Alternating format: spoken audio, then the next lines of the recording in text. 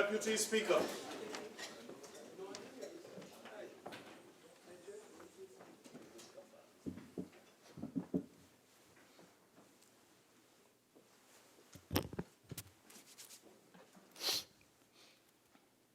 Almighty God, we give thanks to you, the creator of the universe, and humbly beseech you to direct and prosper the deliberations of the members of this House here assembled for the advancement of your glory and the trust and welfare of the people of Trinidad and Tobago. Grant that peace and happiness, truth and justice may be established among us for all generations. Amen.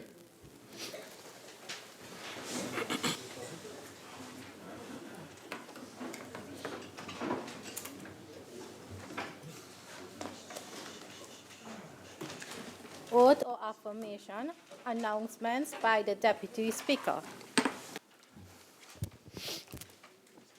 Honorable members, I received communication from the following member: the Honorable Camille Robinson-Regis, MP, member for Aruka Maloney, who was asked to be excused from today's sitting of the House. The leave which the member seek is granted. Bills brought from the Senate, petitions, papers. The Minister of Finance, Leader of Government. Thank you very much, Mr. Deputy Speaker. On behalf of the Minister of Finance, I have the honor to lay the following papers in his name: the audited financial statements of National Entrepreneurship Development Company Limited for the financial years ended September 30th, 2015 and September 30th, 2016. The report of the Auditor General of the Republic of Trinidad and Tobago on the financial statements of the Children's Life Fund for the period from commencement of operations to September 30th, 2012. The report of the Auditor General of the Republic of Trinidad and Tobago on the financial statements of the Students' Revolving Loan Fund for the years ended December 31st, 2005, 2006, and 2007. Mr. Deputy Speaker, I beg to move that Paper 1 be referred to the Public Accounts Enterprises Committee and Papers 2 to 5 be referred to the Public Accounts Enterprises Committee and Papers 2 to 5 be referred to the Public Accounts Committee. Honorable members, the question is that Paper 1 be referred to the Public Accounts Enterprise Committee and Papers 2 to 5 be referred to the Public Accounts Committee. All in favor say aye. Aye. Any against? The ayes have it.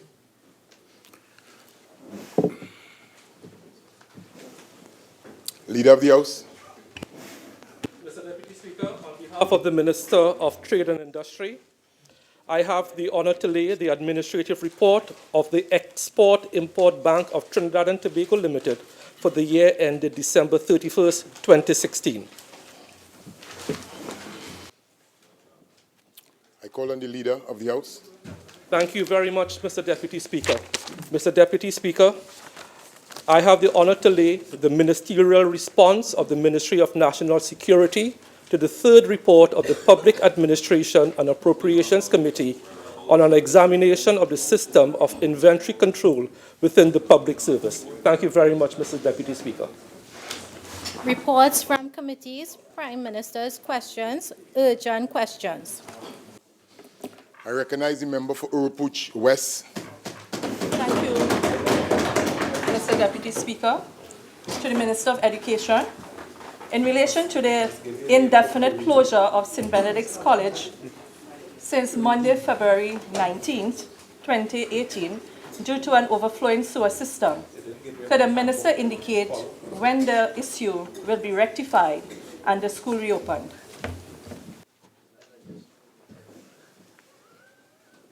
Minister of Education.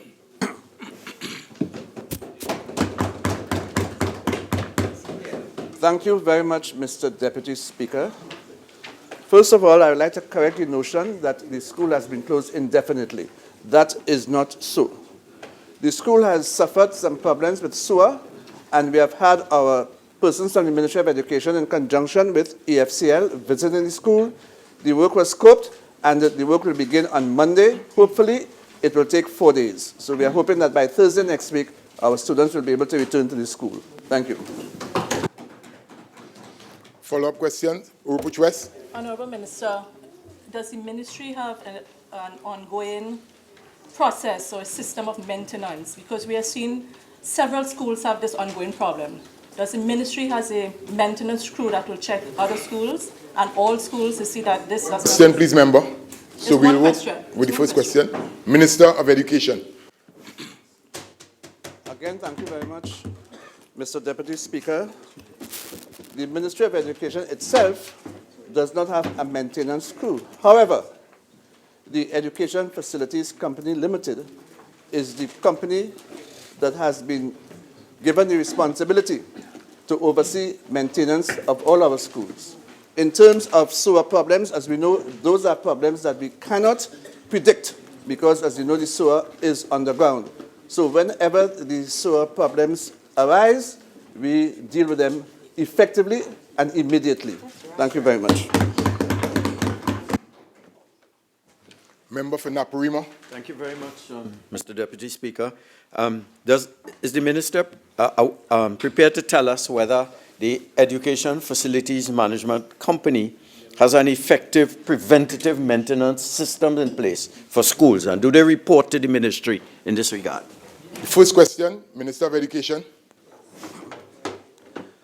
Mr. Deputy Speaker, the simple answer to that question is yes.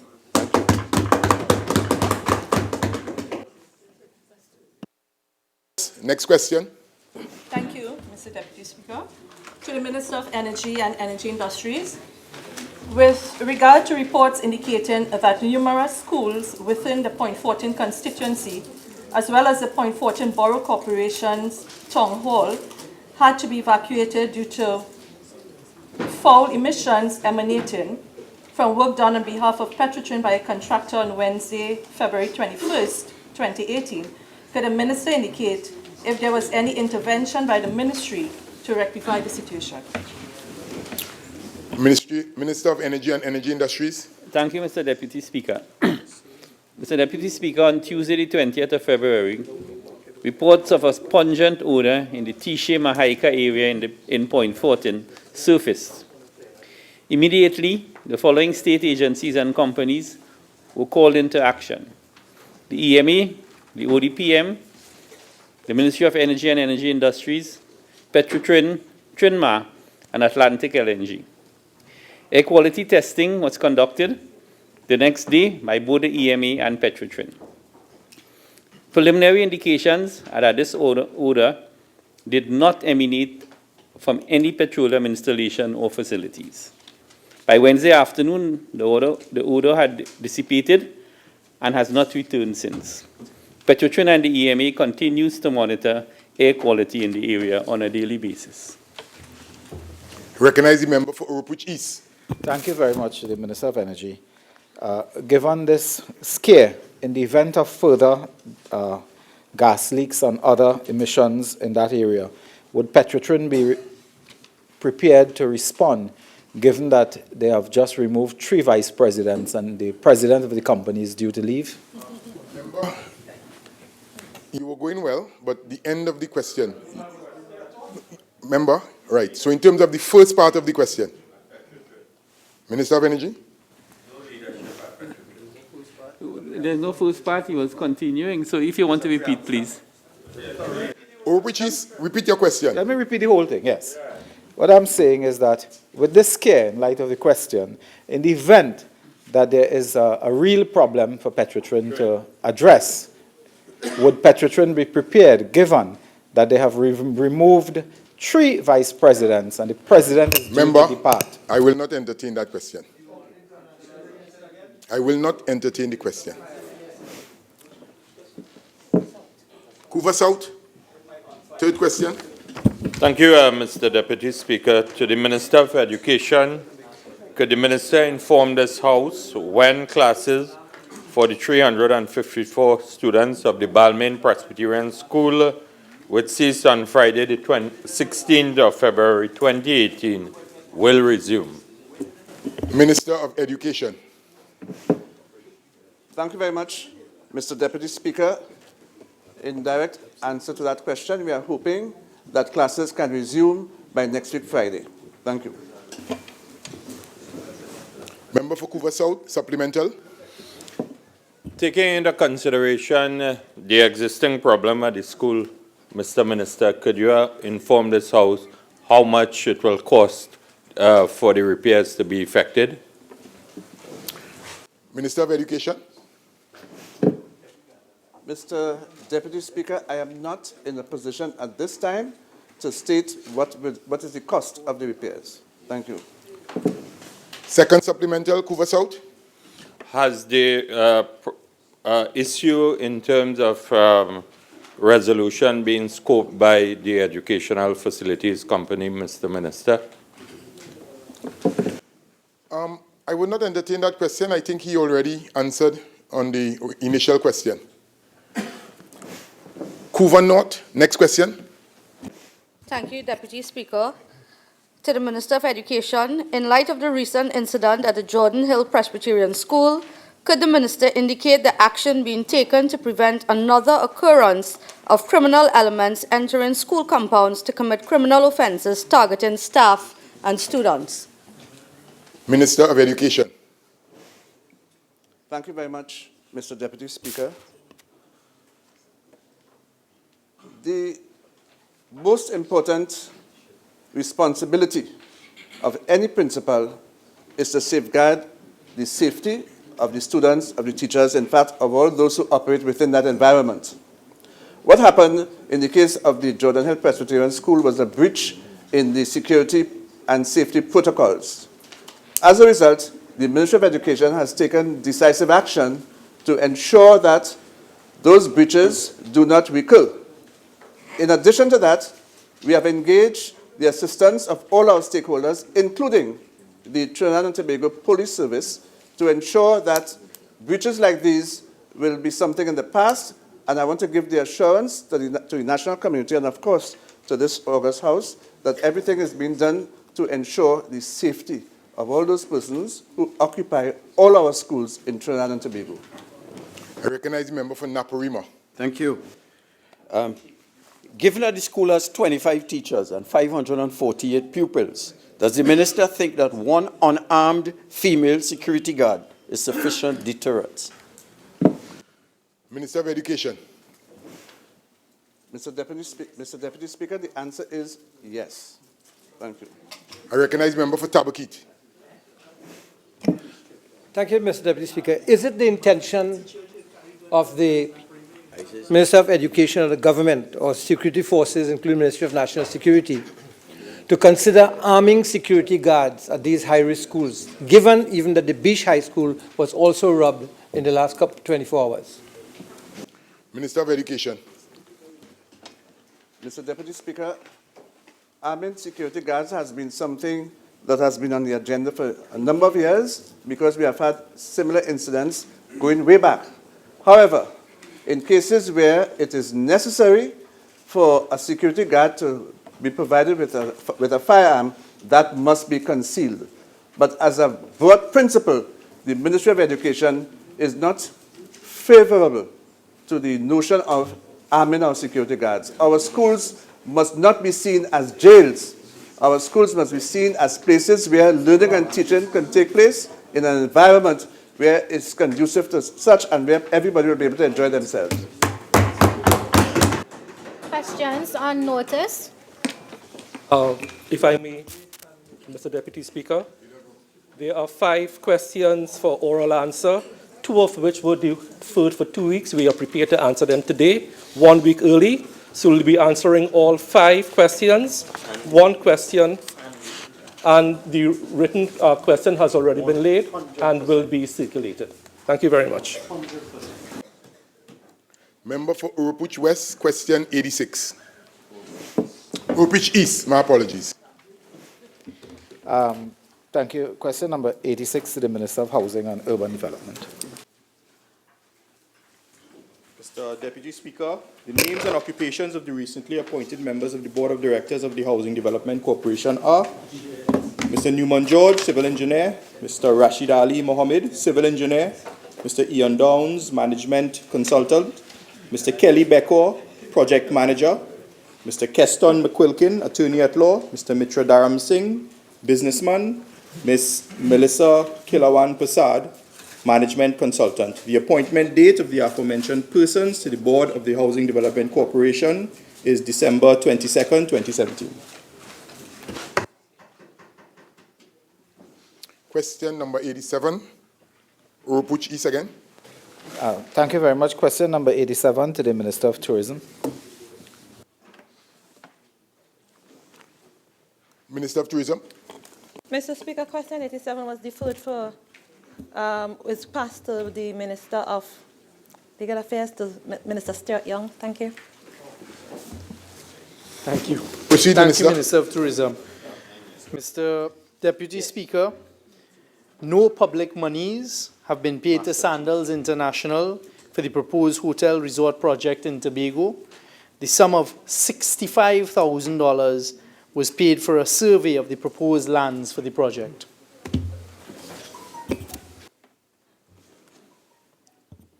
Question number 81. Urupuch West. Question number 81 to the Minister of Energy and Energy Industries. Minister of Energy and Energy Industries. Thank you very much, Mr. Deputy Speaker. Mr. Deputy Speaker, the Ministry's records show that a sum of $155 million is owed by operators of 103 quarries, both on state land and private lands. The records also show that 21 of these operators individually owe more than $1 million each. Silence on the government benches, please. I would like to hear the Minister. Let me repeat it for my colleagues then. The records also show that 21 of these operators individually owe more than $1 million each and collectively owe $148 million, which is 95% of the outstanding receivables. There is an outstanding receivable of $90 million due for royalties unpaid by operators on state lands, of which half, $48 million, is owed by state-owned National Quarries Limited, and a contingent liability of $65 million in unpaid royalties by operators on private lands. The Ministry is in active discussion with National Quarries on a payment schedule for the liquidation of the debt of $48 million. With respect to the other operators on state land, the Ministry is now aggressively pursuing the collection of outstanding royalties of $42 million. In the event that the operators refuse to comply, their license could and maybe would be revoked. As a result of a greater focus on data collection and receivables management, Mr. Deputy Speaker, revenue from the sector increased from a mere $1.39 million in 2014, the height of the boom, and the construction sector, to now we collected $7.8 million, which is 5 times more last year, fiscal 2017. The collection of the estimated royalties of $65 million attributed to quarry operators on private land is subject to the determination of the holder of the mineral rights of these lands, that is the state or the operator. These matters have been referred to the Office of the Chief State Solicitor for determination.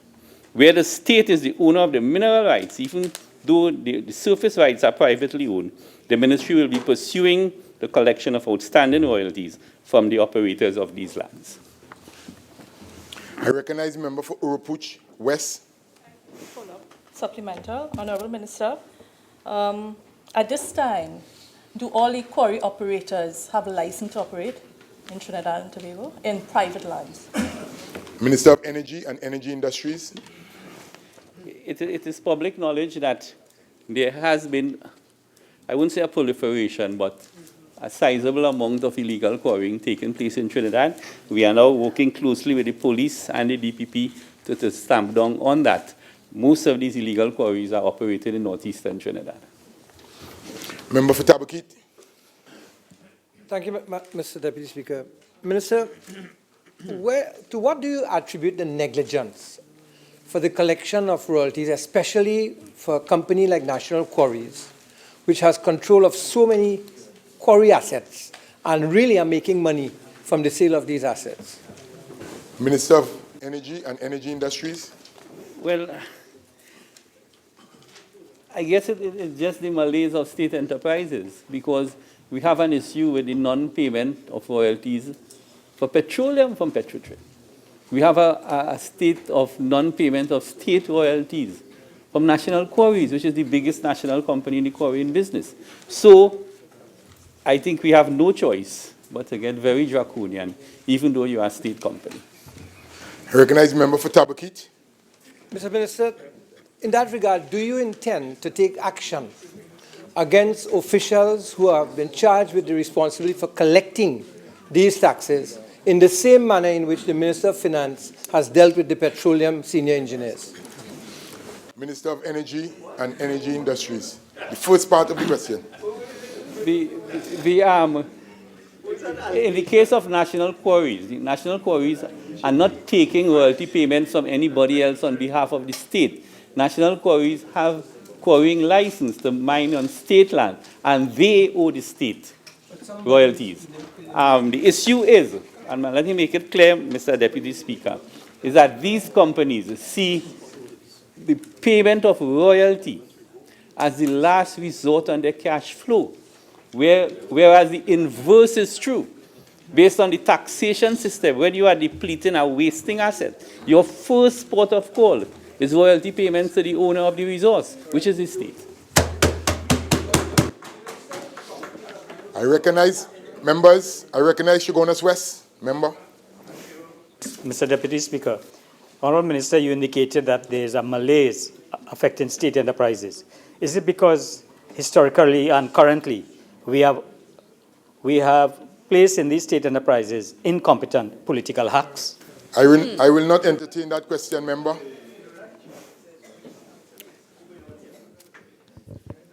Question number 82. I will recognize member for Oropouche West. Question number 82 to the Minister of Works and Transport. Minister of Works and Transport. Thank you, Mr. Deputy Speaker. To the Deputy Speaker, the Ministry of Works and Transport, through the Drainage Division, has developed a program of work to be executed in fiscal 2018. With reference to the flooding in the Oropouche West, in Tulsa Trace Pinal, there are 3 sluice gates located at the Calco Pump Facility site.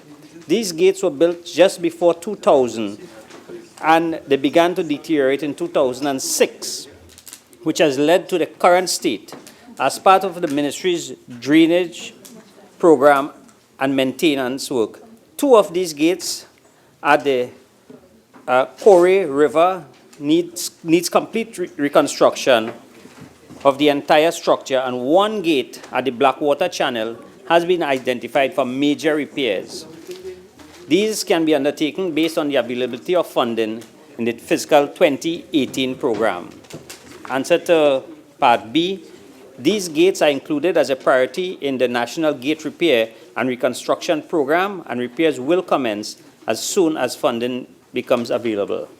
Answer to C, the Drainage Division has embarked on a flood control program to alleviate flooding within the Oropouche Lagoon and environs. One of the recommendations approached is the construction of detention ponds in the main watercourses that lead to the lagoon. It is estimated that each pond will cost at least $2.5 million to construct, to which must be added the cost of land acquisition, which will cost significantly more. This makes the construction of these ponds extremely costly. Accordingly, the Drainage Division is continuing to research and examine other flood alleviation and mitigation methods with the view to determine a suitable and cost-effective long-term solution. I thank you. Supplemental, Oropouche West. Honourable Minister, you said as soon as. Can you give us perhaps a tentative time or date when funds may be available? After you pay for the highway. Minister of Works and Transport, members. Hoover, North, South, I'm on my legs. Minister of Works and Transport. Thank you. Thank you, Mr. Deputy. As soon as funding becomes available. Supplemental, Naparima. The minister is telling us that works will begin as soon as funds are available. Are we correct in saying that it will never happen under this government? Minister of Works and Transport. Mr. Vice President, based on the spending that went on between 2010 and 2015, we feel we will recover from that and funding will be available soon. Supplemental, member for Point of Peer. Thank you, Deputy Speaker. Could the minister give the assurance that we're into the dry season at this point in time, that these gates will be repaired before the rainy season arrives? Minister of Works and Transport. Mr. Deputy Speaker, I have learned one thing in this job, is that don't give an assurance what you don't have control over. As soon as funding is available, I give you the assurance that work will start. Supplemental, Naparima, member. Thank you, Mr. Deputy Speaker. If 400 million is being found for an overpass on the Churchill Roosevelt Highway, why can't you not find money to deal with urgent problems that affect the citizenry, Trinidad and Tobago? I would not entertain that question.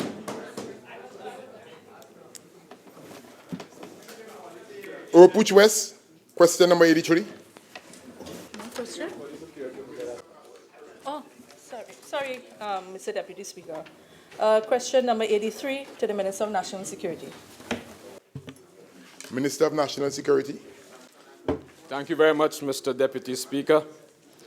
Mr. Deputy Speaker, the authority to address the existing measures in place to curtail the illegal importation and circulation of camouflage clothing is within the remit of the Customs and Excise Division, Ministry of Finance. Notwithstanding, Mr. Deputy Speaker, the Trinidad and Tobago Police Service, which is the division within the Ministry of National Security, with responsibility for the apprehension of offenders and enforcement of all laws and regulations with which it is discharged, is guided by the following pieces of legislation that addresses the arresting and charging of persons disobeying the law regarding camouflage clothing. Legal Notice number 33 of 1984, the Customs Amendment Act, Chapter 7801 of 2013, the Summary Offences Act, Chapter 1102 of 2000, the Defense Amendment Act, Chapter 1401 of 2000.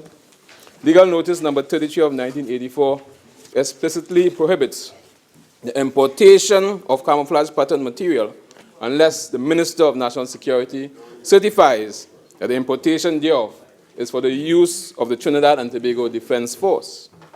Consequences to breaching the Legal Notice 33 of 1984 are addressed in Section 213 of the Customs Amendment Act, Chapter 7801, which state that it is illegal to knowingly harbor, keep, conceal, or cause to be harbored, kept, or conceal any prohibited goods. Knowingly acquire, possession of, or carry, or remove, deposit, or in any manner deal with any goods to evade any prohibition applicable to the goods, and or sell, offer for sale, or expose for sale any goods which are prohibited. Mr. Deputy Speaker. Supplemental, Orupuch West. Thank you, Honourable Minister. Has there been any report of the Defence Force, members of the Defence Force, loaning out their uniform? Minister of National Security. Mr. Deputy Speaker, I have no such reports have been drawn to my attention. Member for Tabakit. Thank you, Mr. Deputy Speaker. Mr. Minister, despite all the laws that you have enunciated, which should prevent these camouflage clothing coming into the country, would you agree then that there's an element of corruption in the customs that allows it to come into the country in the first place? I will not entertain that question, member. Request for leave to move the adjournment of the House on definite matters of urgent public importance, statements by ministers, personal explanations, introduction of bills, motions relating to the business or sittings of the House and moved by a minister. Public business, private members' business, motions. Honorable members, since the commencement of the sitting this afternoon, there have been a running commentary, especially at the lower benches on both sides. Please, curtail it. Member.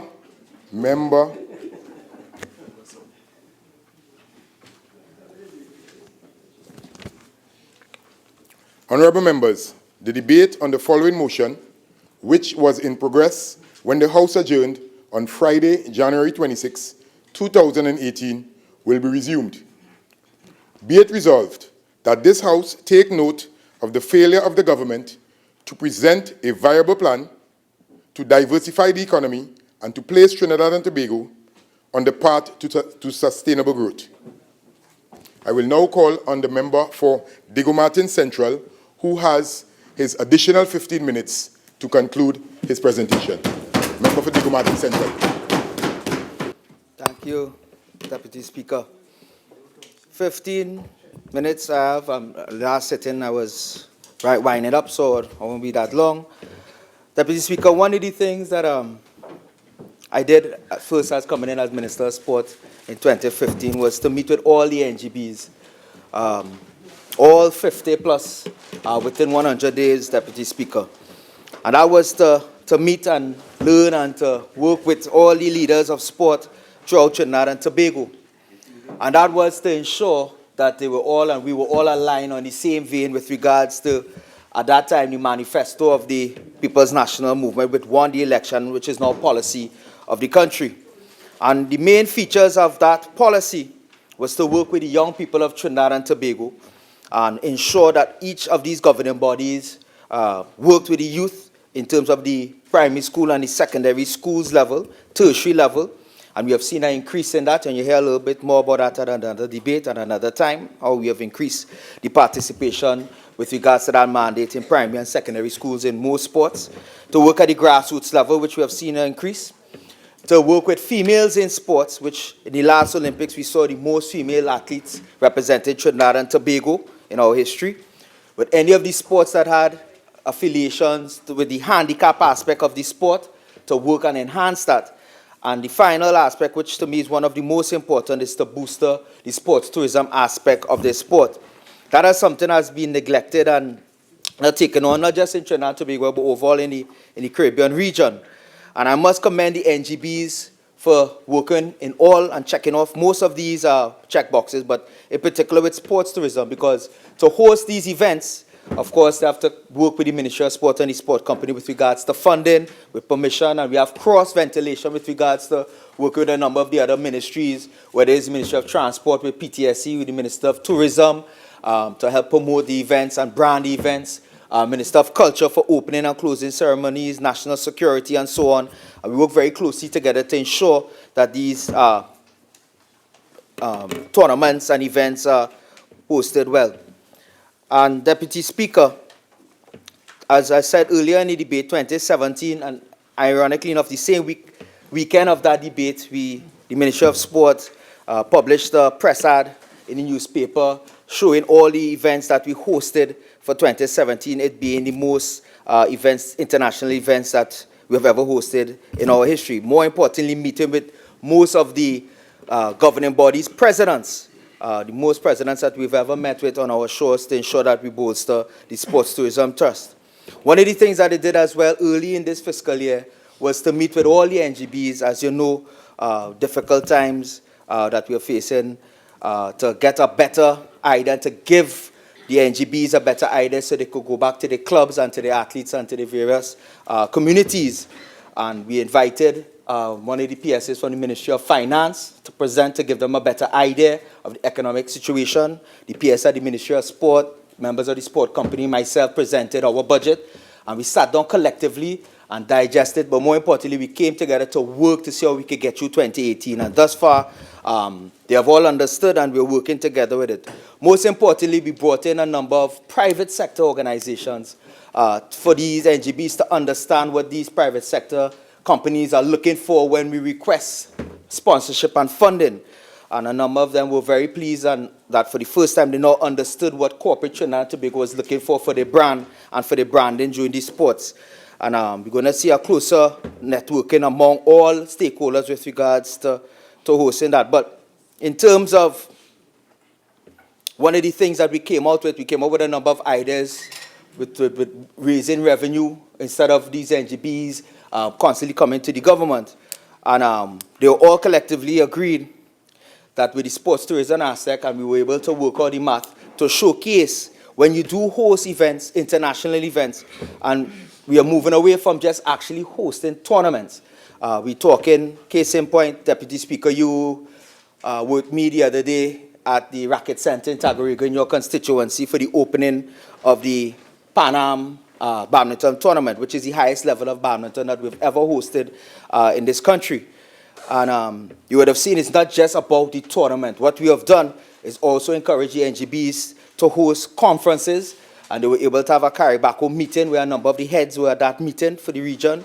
We also had a coaching session where Pan Am sent a number of the top coaches here, and they had athletes who weren't even in the tournament coming to train and learn from these top coaches. We coached the coaches as well, so we had coaches from around the world and the Pan Am area coming to learn from coaches, new technologies, and we also had a session for the referees and the umpires. But there's new net technology, how you line up the net and so on. So it's not just about play, it's about all these different aspects of the sport. And you were there in the flesh with me a few weeks ago to see all 4 or 5 aspects of a tournament, not just being hosted, but all the different elements that could occur in a sport. But even in this quarter, the second quarter of the fiscal year and the first quarter, we're ready on par to beat 2017 with regards to the hosting of international events. For the year already, we hosted for the first time a women's CONCACAF Under-20 at the Tobago. I just spoke of the Pan Am badminton tournament that we just hosted. Last week as well, we hosted for the first time a Caribbean Youth Conference, because we always talk about the sports tourism aspect of it, but we also, the Ministry of Sport and Youth Affairs, work closely with the youth, and we had a number of countries coming here from the Caribbean at the Racket Center, meeting for a weekend to discuss what's going on in the Caribbean region and how the young people can have a voice and put their stamp with most governments in the area. Last weekend, we had the World All Fours tournament where we had over 40 countries, the top prize being $250,000, $250,000 first prize. That was held in Trinidad and Tobago as well.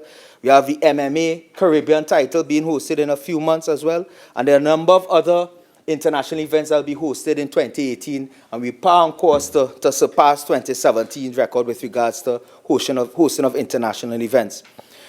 When I closed off last time, Deputy Speaker, I was speaking about Trinidad and Tobago manufacturing.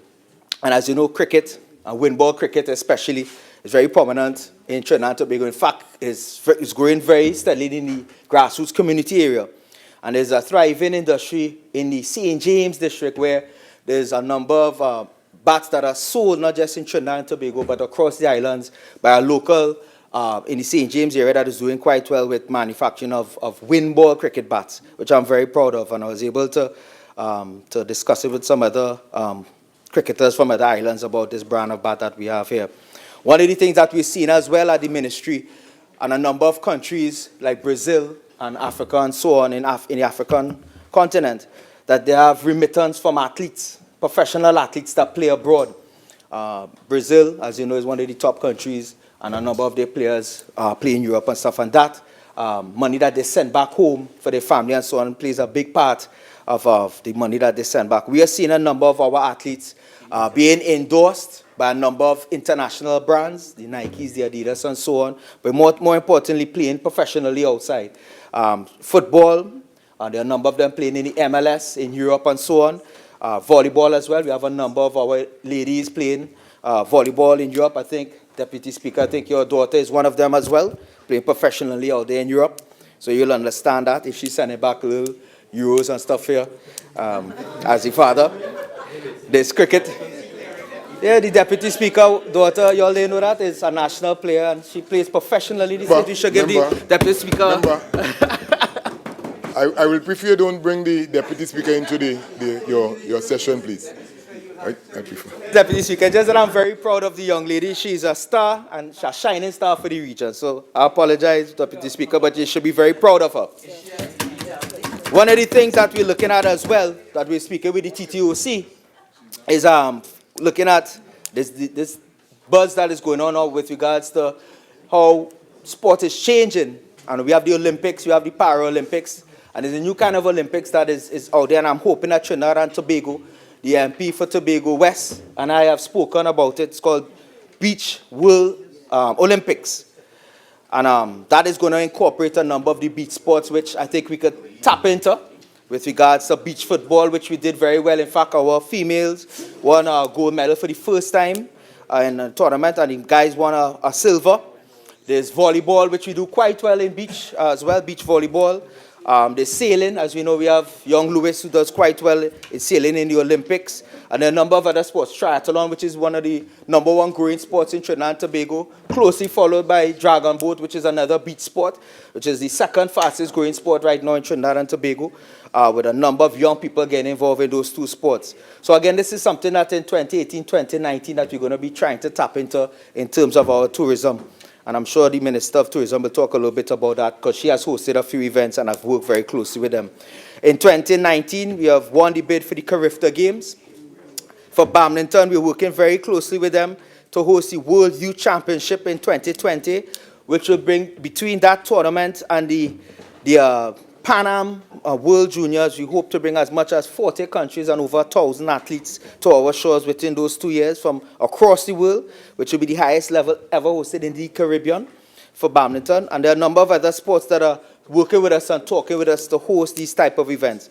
But what we have noticed with those events is the NGBs who have hosted these events is also a revenue earner for them, where while we may waiver the use of the facilities as part of our contribution as a government in kind, they're able to sell tickets to these events and also merchandising with regards to the Trinidad and Tobago jerseys, caps, cups, and so on, and of course the concession. So they're seeing a revenue earning from these NGBs that host these events. But more importantly, when you do host these events, it cuts your costs with regards to having to pay for travel abroad. Case in point, Badminton hosted the Caribacco tournament, and we won it. We broke the record with regards to 41 medals, but more importantly, we were able to also break the record for the most local athletes to participate. And we had as young as 8 years old, people that are 8 years old playing in an international tournament on our shores simply because it was at home. Some of them, we may not have been able to host so many and spend to buy tickets and hotels for those young people to go abroad if it was hosted somewhere else. So these are the benefits that the NGBs are seeing when we host a tournament here or event here. So, Deputy Speaker, in my last, because time is winding down, I just want to say that we're in good hands with regards to sports tourism. We're trying our best to diversify the economy. We're working very closely with the NGBs with this. They understand the benefits of it. And between 2018 to 2020, in our term, we will continue to see a number of international events where not only the benefit of bringing in revenue, but more importantly for the public of Trinidad and Tobago to see top-class international athletics, events, tournaments, and so on in our backyard rather than having to watch it on television. So, Deputy Speaker, with that, I thank you. I recognize the member for Caroni Central. Thank you very, very much, Mr. Deputy Speaker. The member opposite from Diego Martin Central, in his presentation, indicated what he was doing in his ministry, some of the things that he's thinking about and some of the things that he will do or is doing in his ministry. But I want to say to him that the key issue in relation to the thinking that informs what he was speaking about is the fact that you can do all of this and spend a lot of money, and then it becomes a cost to a country or the institutions associated with it. Or you can do many things that really become an income generator or a series of income generators And instead of becoming an expenditure, it really becomes a source of revenue in multiple ways. I will give you one example. When I was principal of the University of the West Indies, as you know, we have a major sports facility there. It was done by my predecessor, principal, but I inherited it, and we had to find a way of making it work. And I was lucky to have a good person in charge of that institution at the time who understood sports and who understood the international dimension of sports and also the financial potential of sports. And when we sat down, we said, look, what we will try to do is to see how we can make 300 days a year a source of income for that facility, so that there are 365 days in the year, and you take 300 days and you basically dedicate that by scouting the national landscape, the regional landscape, the international landscape, and then you figure out a way of turning what is an idle asset most of the time into an income-generating asset. So I think that the member for Diego Martin has a few good ideas. I will simply leave him with these two, which is one, it makes a big difference whether something is an income earner or a cost demander. And it makes a big difference if you look at an asset as something to be monetized, and you know that what you really have is time, and that is all you have in order to turn an opportunity into money. So I leave him with that idea. But I really stood up to support my colleague, the member for Chaguanas East, who put forward this very, very timely motion, and I will read it. Whereas there has been noticeable decline in the level of investment in Trinidad and Tobago, and that is something I think the country needs, and all citizens would probably agree that we need that and we need more. And it continues, and whereas there has also been a failure by the government to create job opportunities, and I think that is an important thing which a member for Chaguanas East is highlighting in this particular motion. Be it resolved that this House take note of the failure of the government to present a viable plan to diversify the economy and to place Trinidad and Tobago on the path of sustainable growth. So he talks about jobs, he talks about investment, and basically he laments the fact that there really is no plan or strategy in order to make diversification possible, which will... Northeast, members, Diego Martin, Northeast, and Port of Spain, North St. Anne's, West. I'm getting a constant drone coming out from there, and it's slightly disturbing. So please, you all are free to exit if you want to have a discussion, but please keep the tone down. Proceed, member for Caroni Central. Thank you very much, Mr. Deputy Speaker. So, as I was saying, and the diversification, of course, is what will provide the opportunity for job creation through investment and other forms.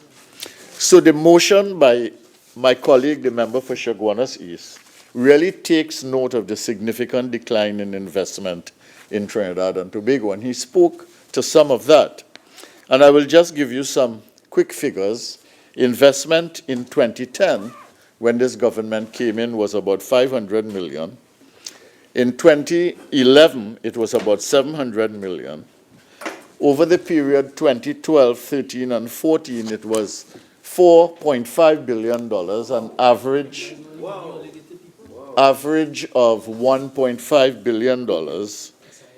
In 2015, it was in fact about 2 billion, just I think 1.9. But in 2016, there was a minus 60 million figure, minus 60 million in 2016. And in 2017, we could not get the figures. I suspect they are not yet available, but I would suspect that there is some investment, but not a lot. And the Minister of Trade mentioned some small investments. I don't think they were international investments, but she mentioned some of the investments here. Now, Alim Khan, writing in the Express on June 14, 2017, said that it was the first time in 4 years that Trinidad and Tobago suffered a negative flow on investment. And I quote from him, "In 2016, more foreign investors pulled money out than put money into the economy." He was drawing on the World Investment Report, which had reported for that year. So the mover of the motion, the member for Chaguanas East, is taking note of that fact. And that fact is that there is indeed, has been, since 2015, a decline in investment in Trinidad and Tobago. So the other issue that the member for Chaguanas East raises in his motion is the issue of government failure to create job opportunities. So he takes note of this matter also, that government has failed to create job opportunities. Now, if the unemployment rate was 3.1% in the lowest unemployment rate quarter for 2014, it was the second quarter of 2014, and that was the lowest rate ever in the history of Trinidad and Tobago. Then I think common sense will tell all of us that job losses over the last 30 months will mean higher unemployment in the marketplace. I don't think anyone will deny that there have been significant job losses. And if we have higher unemployment and a lower labor force participation rate, Mr. Deputy Speaker, both of which we do have, then the government could not be creating jobs. Even if it is creating some, it could not be creating jobs anywhere equivalent to the joblessness rate in the country. What they are doing, I think, and we are seeing it everywhere, in some instances, is firing people whom they label as coming in under the last administration, the Kamala Bisesa government, and replacing them sometimes with party supporters. So political patronage lives on. But let us look at a broader view. I don't want to get into any petty politics here this afternoon because we are dealing with serious matters which are jobs, investment, diversification, and I do not want to get into any petty politics.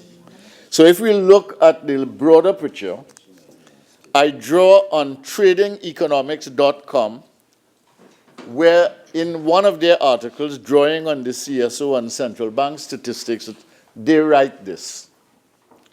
Unemployment rate in Trinidad and Tobago average 10.14% from 1991 until 2017, reaching an all-time high of 21.10 in the first quarter of 1993, and a record low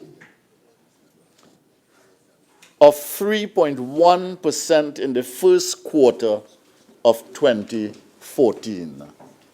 This is an important thing to remember, Mr. Deputy Speaker, because members on the other side often behave as if, and the Minister of Trade who was here, in fact said we did nothing for 5 years. She said we were on vacation. And people often forget that in the history of the country, we took employment up to the point. where it was in 2014, 3.1%. Now, the actual percentage now, according to the CSO, is about 4.5.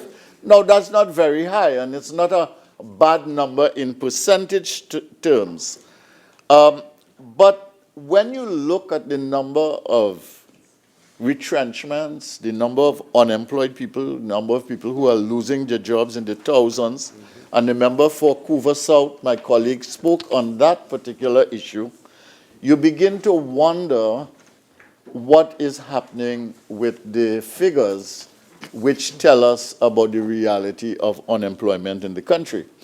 Because, I mean, I live in a constituency, as most of the members here live in their own constituency. I know some may live outside of it, but I'm sure they visit their constituency. And if you walk among the people, you realize everywhere you go, people are complaining about the fact that they have no income. That is their main concern.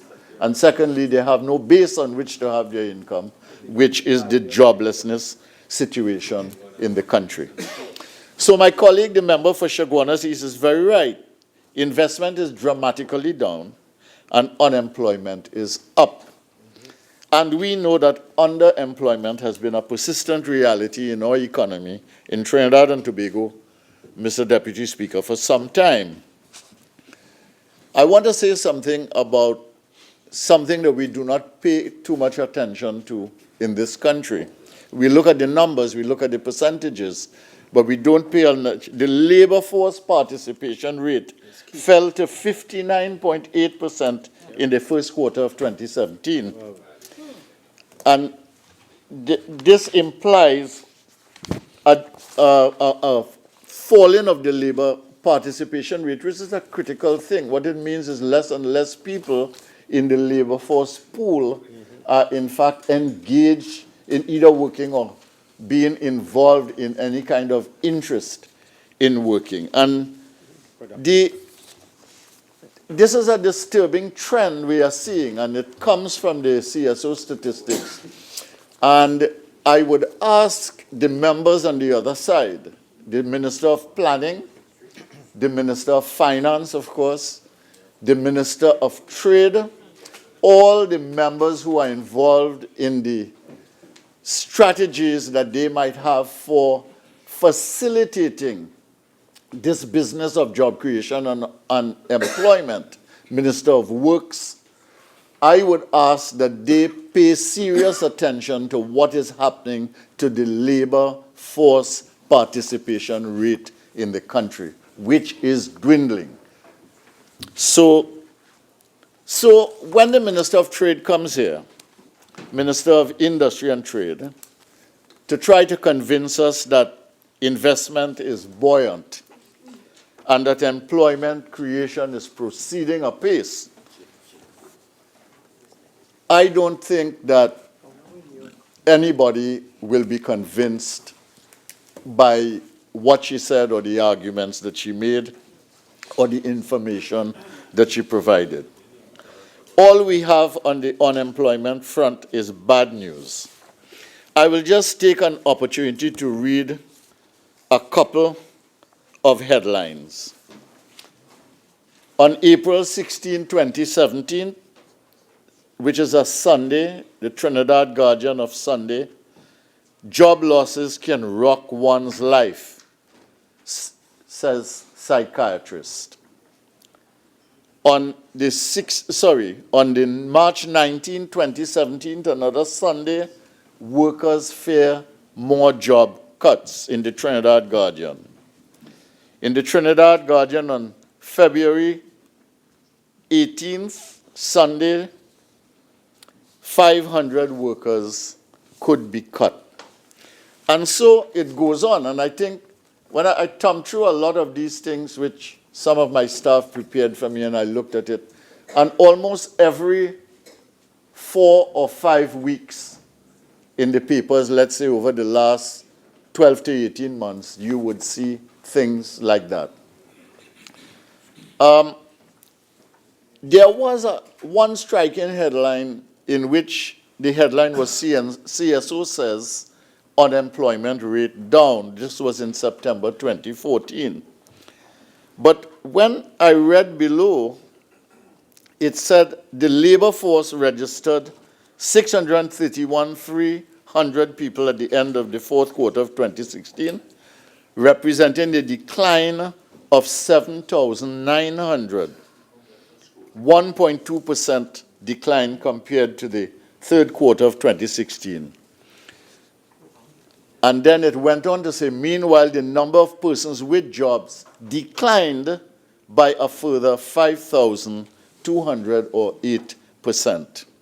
And then they pointed out in the same article in which they said the unemployment rate rose, they pointed out that in elementary occupations, 11,700 or 10.1% lost their jobs. Craft and related workers, 10,900 or 11%. Plant and machine operators and assemblers, 6,000 or 10.6% when compared to the third quarter of 2016. So in investment and in the protection of jobs, as well as the creation of jobs, the government, the members on the other side, I would have to say the facts indicate very clearly that the record is extremely weak. And what about the plan for diversification? The member for Chaguanas East raised that in the last paragraph of his motion. And of course, in that he talks about a path for sustainable growth, because that is what you want to have in your economy. Now, the government has put forward a Vision 2030, but that is not a plan for diversification. And I want to let the government know that I have the plan, which was circulated here, and I have read, in fact, the plan, and I will not stand up here to diss the plan, but I want to say that there are serious problems with the document, and I want to point to some things. Now,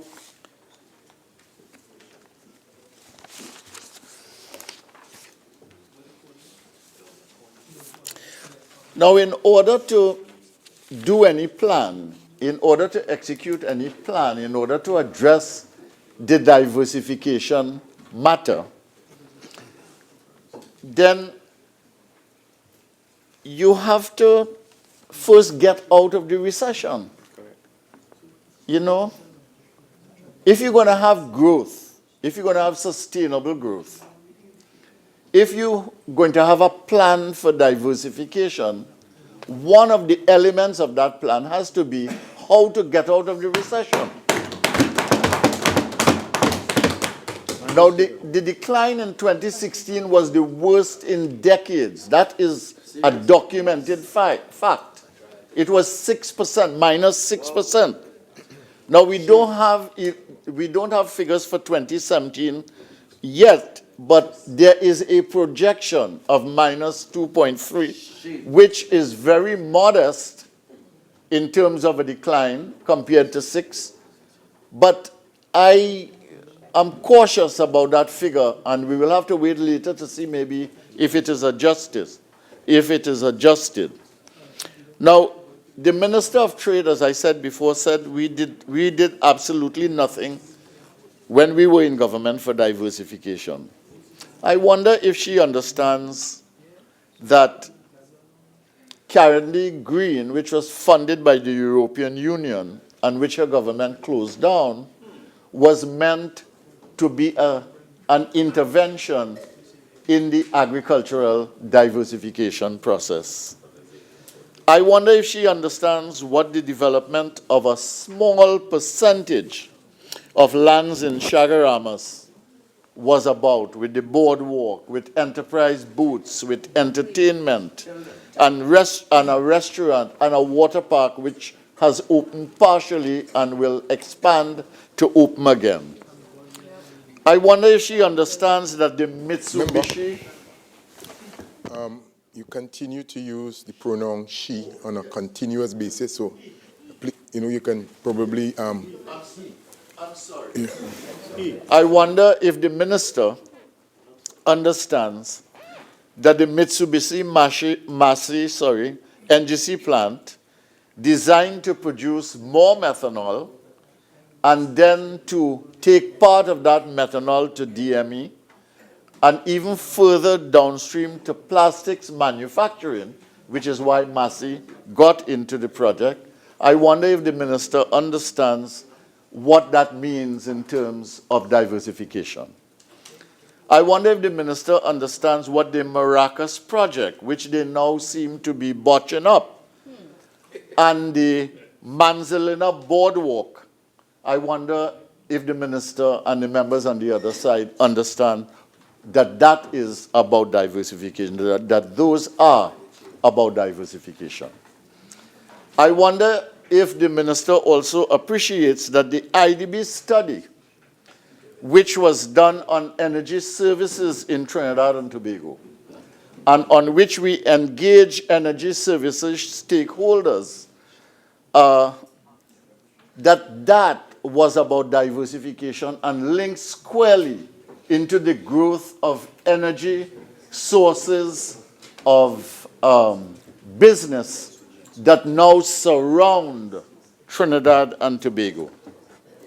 I wonder if she appreciates that the $20 million loan which we took from the IDB to support ICT-based service exports, and which the Minister of Planning has supported and which they are pursuing, I wonder if the Minister appreciates that all of these were part of an active, action-oriented diversification strategy of the last government.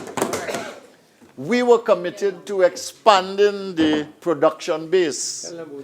We were committed to creating destinations with attractions, with different attractions. We were committed to creating new products and new opportunities.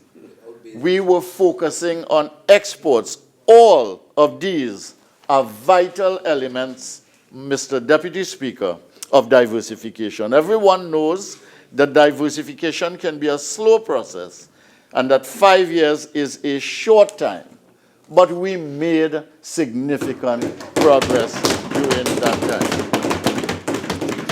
I had a teacher at Queen's Royal College when I was a little boy, and his name was Martin Riley. He was a good man, and he was a good teacher, and he was a jovial person, and he engaged the boys very well. And he had a way he used to come in class, QRC has, of course, its own very, very unique culture. It's a very democratic place and a very engaging place. But he used to say, when you learn, you know. When you're not learning, you don't know. And then you come here and you bray like a donkey. But he used another more expressive word for donkey, which always made the boys explode with laughter. I am glad to hear from the minister that some of our local companies are investing, focusing on exports. It is the only way to survive, and I commend the companies that are doing that. And the Minister of Trade mentioned some companies. Fresh Start, a 20-year-old company that I'm familiar with. I know it's Diego Martin. Advanced Foam, another company that I'm familiar with. That company is exporting in 22 countries. It is about, I can't remember how long, but they've been here for some time. Casey Confectionery, which is close to my constituency, and which has been an export-oriented business for some time. Habanero, which was involved in initiatives by Kariri when I was a minister. Vemco going into manufacturing. All of these companies, I commend what they are doing, because they are dealing with the realities of Trinidad and Tobago. They are export-oriented. They are investing their money. They're trying to survive. They're trying to grow. I commend them all. And I am glad to see them all prosper. I want them to export more. That is good for Trinidad and Tobago. It's good for them. I would like to see all of these companies do well, and I'd like to see their leaders, the entrepreneurs in their business, and their employees all prosper. God bless all of them. But the minister came here and told us about Scotia Bank BPO services, as if the minister brought it here. That happened in 2014 and continues. Don't tell me Peterson Minister, Logistics. member for Naparima, you constantly make some outbursts ever so often. Please, try to desist. Proceed, member for Caroni Central. Thank you very much, Mr. Deputy Speaker. Don't tell me, Mr. Deputy Speaker, that you brought Peterson Logistics here, because this is not true. That was in place when you came in. Don't tell me you brought BHP Billiton Business Process Accounting Services here, because that is not so. The CEO of BHP Billiton and I had a discussion on the transfer of BPO services in accounting and related matters from Australia to Trinidad and Tobago since the end of 2014, when the first set of transfers came from Australia. Not transfers, the processes came to Trinidad and Tobago to hire local people. All of these things happened in 2014 and 15 under our watch, as did the approvals for Unicoma, construction in Freeport, the C3 Mall in Corinth, and so on. I can mention others. So don't come here and say that we were on vacation for 5 years. They're on vacation. We were a hard-working government. And the development of the country shows over the period. And your government, despite your persistent denials, is the beneficiary of work that we did. We know that you like to blame the last government for everything, but sometime soon you are going to have to tell the population what you have done and what you have produced. It is you who must demonstrate, it seems to me, Mr. Deputy Speaker, how you have put 30 months into effort and what this effort reveals in terms of tangible achievement and advance for the country. I think that one can confidently answer very little. And if I am wrong, all I am saying to them is, show me, show the population, show the country. Show me your motion. But on March 7th, a few days from now, this government will have been 30 months in office. Member, your initial 30 minutes has expired. You have an additional 15. You care to avail yourself? Proceed.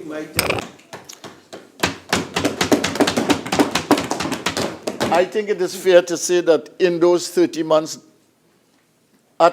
given the passage of those 30 months, the climate is not right, nor is it ripe for investment. We have crime, we have extremely heavy taxes, we have a loss of confidence, we have a foreign exchange problem, we have a lack of clarity and a lack of direction. We need to stimulate a constructive conversation about economic survival in Trinidad and Tobago. Because I want to say that that is what is facing business and that is what is facing citizens in Trinidad and Tobago. Businesses are facing the challenge of economic survival, and especially small and medium enterprises.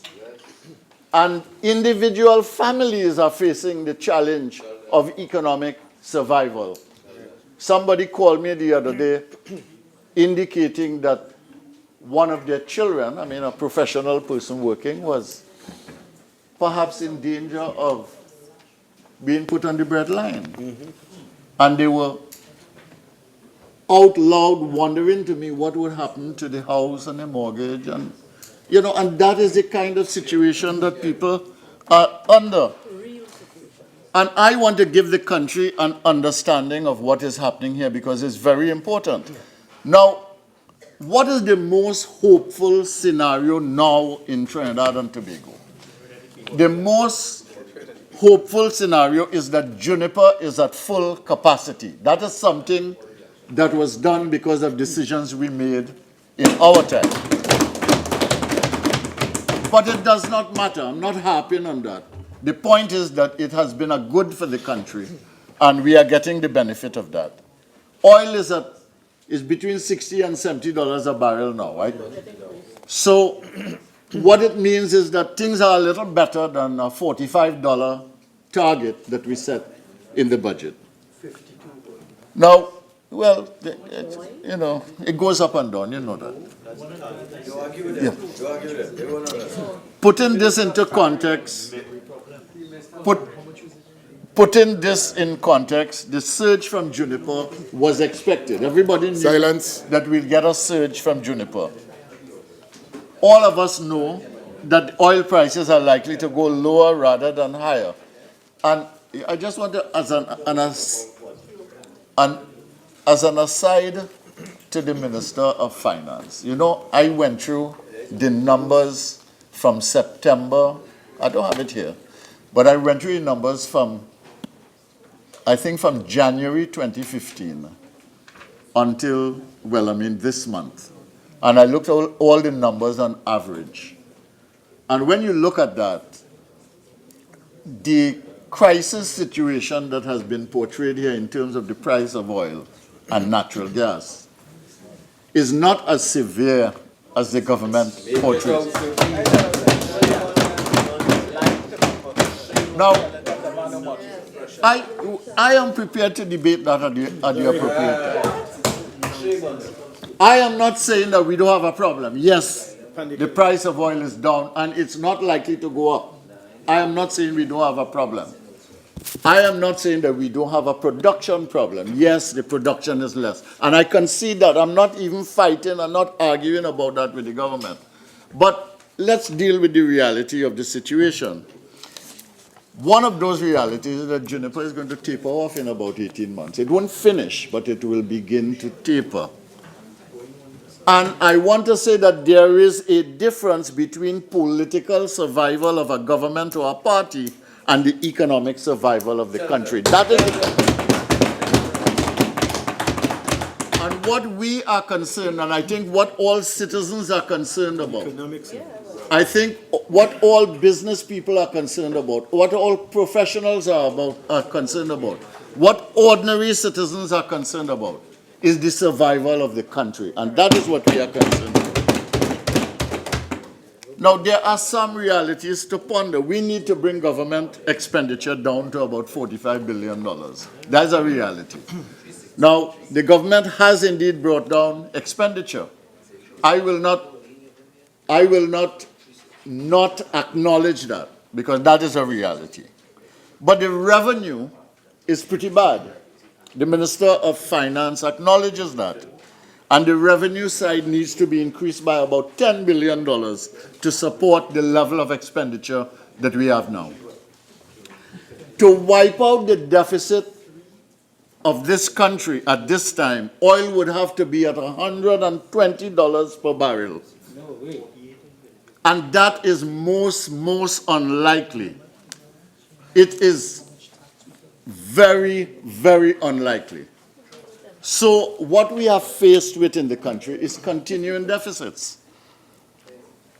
In order to deal, and I have not even begun to address the issue of the capital investment necessary beyond revenue and expenditure for government operations. So it's one thing to keep the government going by managing income and expenditure. It's another thing to begin to address the issue of beyond expenditure and revenue. We need capital expenditure from government, from the private sector, the foreign private sector, from the local private sector, the public private sector. Why do we need this? Because that is what will get us out of the recession. That is what will stimulate growth. That is what will create a buoyant economy with jobs. That is what will generate confidence and therefore more investment and more jobs. And that is what will establish a platform for further diversification. But the problem is that we really have a lack of direction and clarity, leading to a deep erosion of confidence. We have little investment by government that impacts. I don't think a swimming pool, whether it's in Eastport of Spain or in Hilton, is going to help. We have burdensome taxation on private sector. That was part of a whole plan. That was part of a whole plan setting from Shagaramas to here.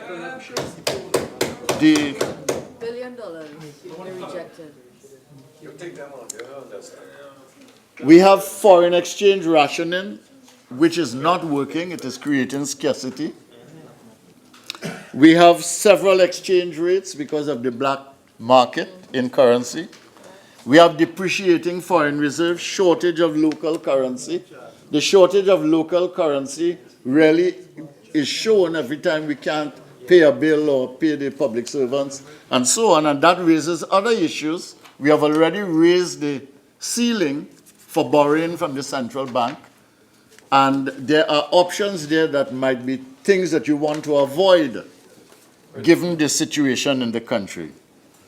And there have been some bad judgments made and statements made leading to further uncertainty. For instance, when the Minister of Finance said that maybe the central bank should begin to deal with the business of foreign exchange and deal with it in such a way that there was an implication or suggestion that we might have to go to a kind of exchange control regime.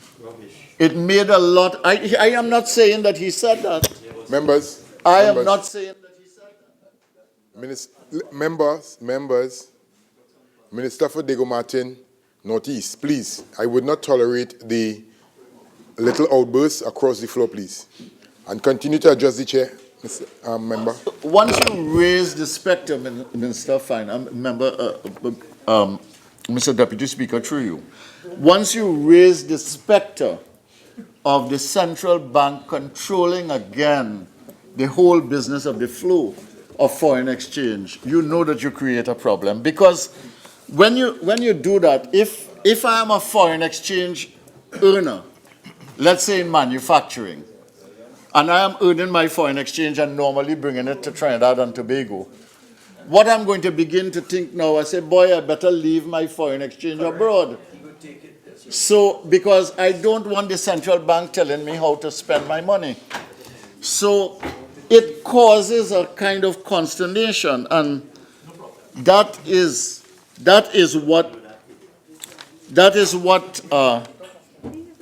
creates the conditions in which people are concerned, and therefore it provokes people not to want to invest, not to want to commit. So the Minister of Trade, though, was right when she talked about the fact that we had an economy that needs restructuring. And what needs to be done? You need to restructure the production base, of course, the market reach, the market expansion, the cluster strengthening, the new investment, the conditions for new investment, the investment in new areas, the value chain issues, and you need integrated connectivity so that if you do agriculture, for instance, you also want to link that to tourism, you also want to link that to ICT, you also want to link that to entertainment. And these are the things that are critical. She did not mention fossil fuel dependence, which is why we talked about a green, a blue, a gray economy, a silver economy.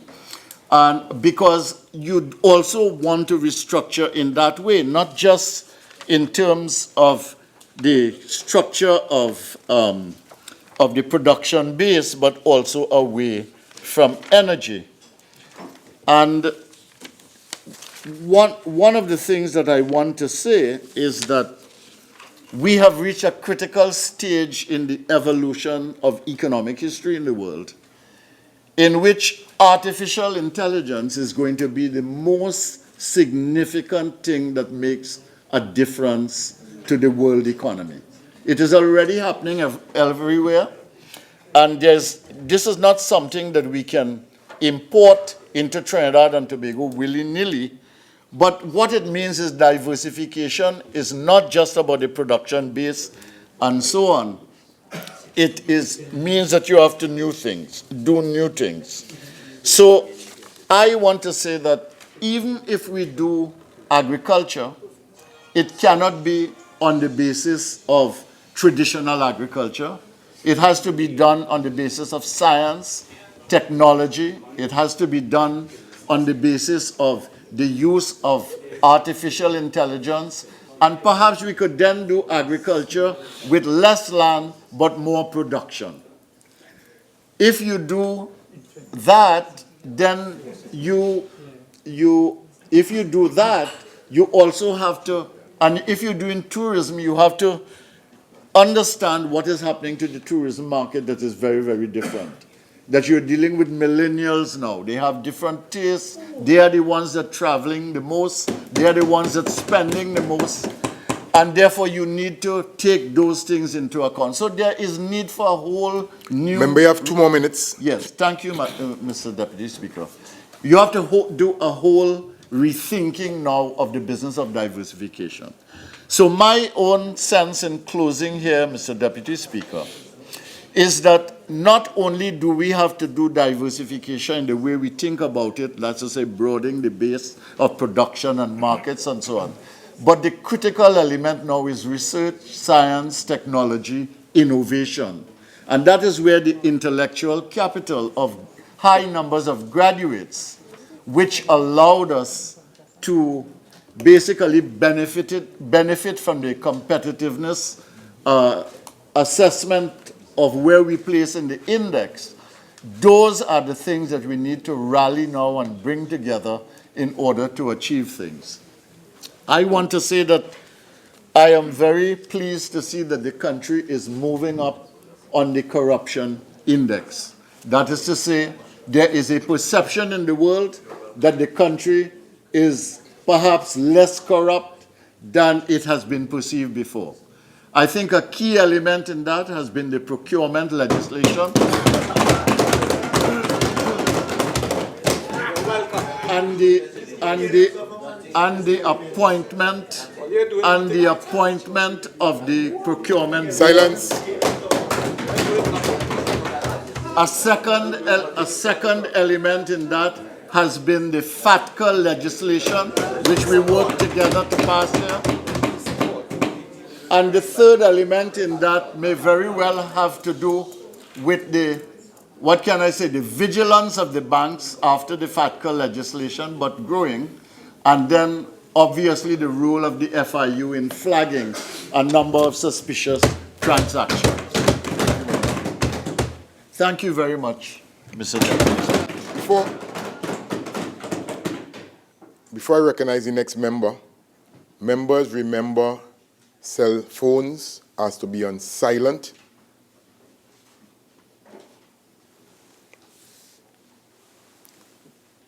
I now recognize the member, Port of Spain North, St. Anne's West. Thank you. Thank you very much, Mr. Deputy Speaker. And Mr. Deputy Speaker, at the outset, permit me to thank my colleague from St. Anne's East for allowing me the opportunity to just come in here and deal with some of the issues, important issues raised, Mr. Deputy Speaker, by those on the other side. Mr. Deputy Speaker, I'd like to start by bringing it into context. We heard the member for Caroni Central tell the population that the crisis situation of the government or oil and gas revenues is not real, and he disbelieves it. So, Mr. Deputy Speaker, Members.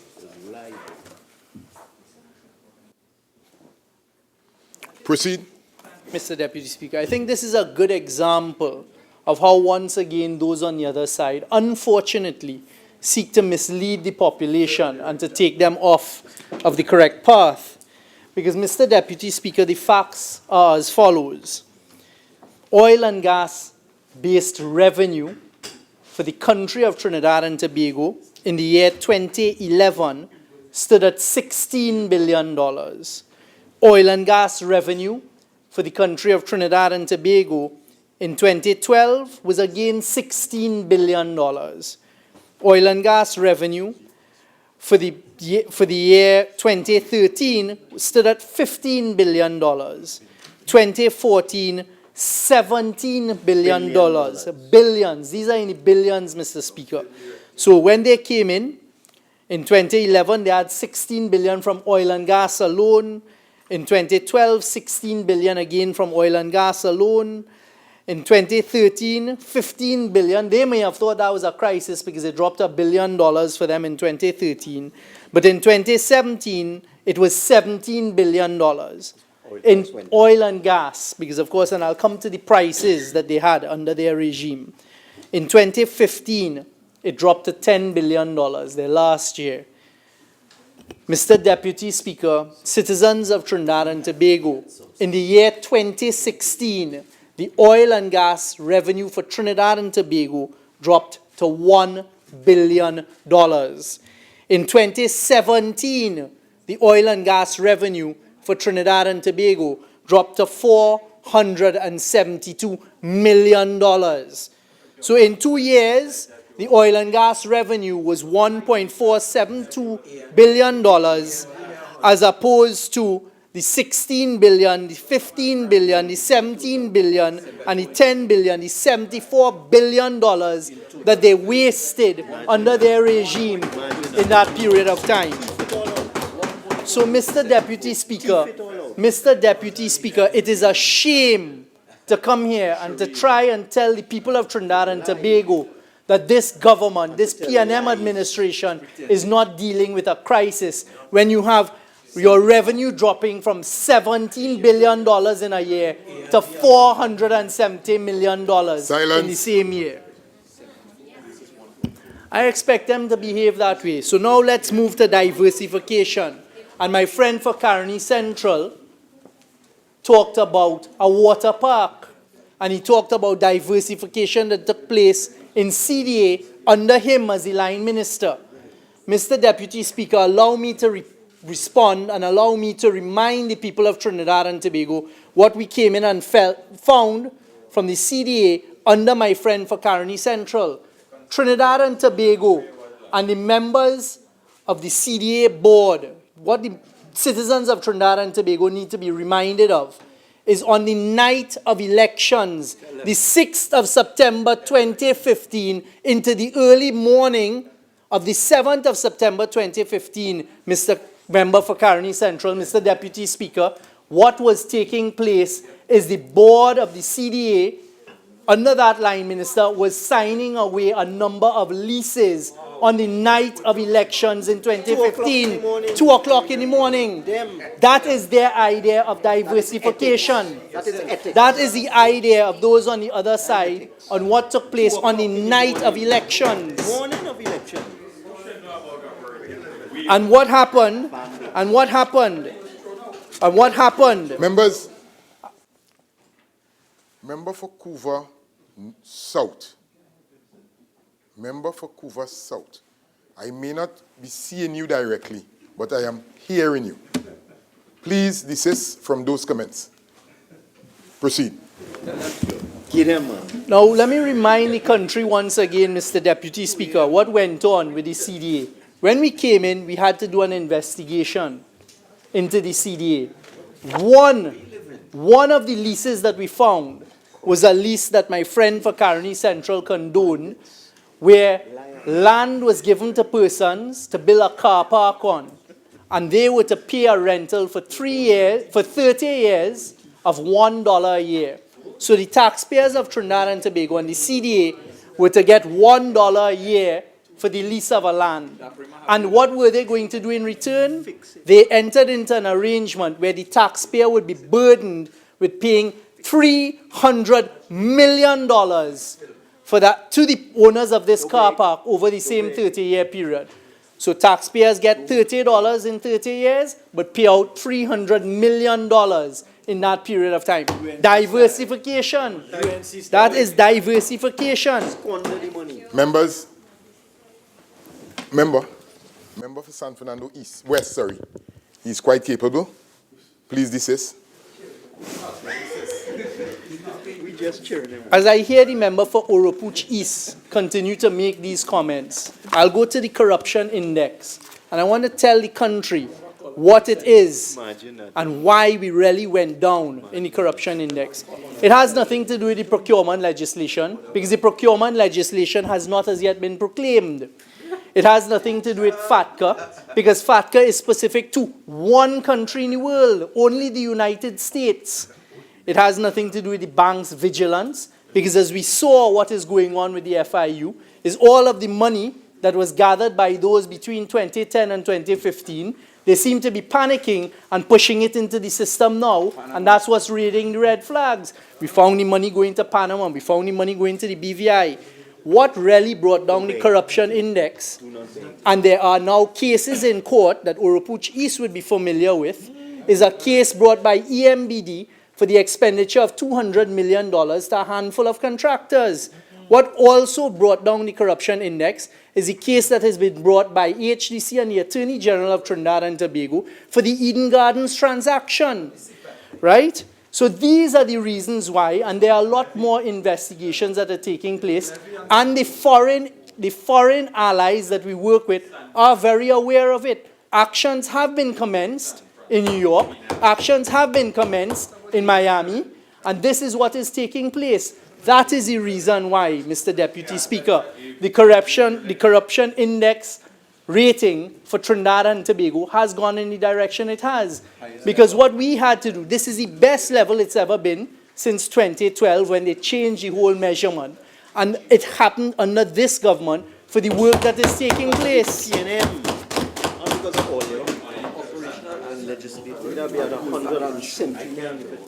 Mr. Deputy Speaker, I heard him say, again, my friend for Caroni Central, a number of things, one of the areas of diversification, because he's right. We do challenge, and the Honorable Minister of Trade, who's not here today, did say that nothing happened with respect to investment, nothing real happened with respect to investment between 2010 and 2015, unless, of course, it was the Cuba Hospital, an investment that they put us into. Mr. Deputy Speaker, let me remind, my friend raised the Mitsubishi deal, the CGCL deal, Mitsubishi and Massey, and said that with a great sense of pride, this is what was achieved under their government in 2010 to 2015. Again, Mr. Deputy Speaker, to remind the population of Trinidad and Tobago and the citizens of Trinidad and Tobago what happened with that transaction. As we now know, NGC and the gas supply in Trinidad and Tobago had been suffering from curtailment issues. They buried their head in the sand. Kevin Ramnarine stood here and said, oh, it is maintenance. It is maintenance issues taking place. There's no curtailment on Point Lisas. We now know that to be completely untrue, Mr. Deputy Speaker. That government exposed Trinidad and Tobago to billions of US dollars in claims as a result of something called a greenfield gas policy that they never told the citizens of Trinidad and Tobago about. Mr. Deputy Speaker, citizens of Trinidad and Tobago, what that was is that all of the plants at Point Lisas who have been here with us and have grown our industry and have grown us into an international leader in the downstream gas industry and the commodities of ammonia and methanol, what that government did is said, CGCL come, Massey Mitsubishi come, we will give you gas and we will take it away from the existing plants in Point Lisas. And they did not tell them that. They did not tell the country that. That immediately led to exposure of billions of dollars in claims in US currency, because what it meant then, Mr. Deputy Speaker, is that all those persons who had existing contracts for supply of gas, who've been here for all of these years, would now not get the gas because they promised the gas to CGCL. And what we learned as well, at prices that were unsustainable. So what we had to do, Mr. Deputy Speaker, is immediately go and commence negotiations with Massey and Mitsubishi, fly to Japan on a 2-day turnaround to meet with the government of Japan, and thanks to the relationship that we built with them and the respect that the government of Japan had for this government of Trinidad and Tobago, we renegotiated it, turned it around, and no longer are we exposed to any greenfield gas policy or any billions of dollars in claims. I hear my friend talking about C&C and what is currently going. He said he went to Japan and negotiated a deal. No, I didn't say that. I wouldn't be surprised if that is what happened. Members, member for Naparima, I am now discussing with your whip here about your conduct, member for Naparima.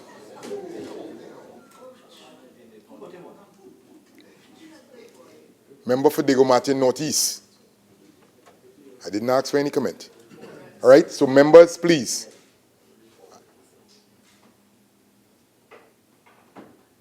Proceed. Very much.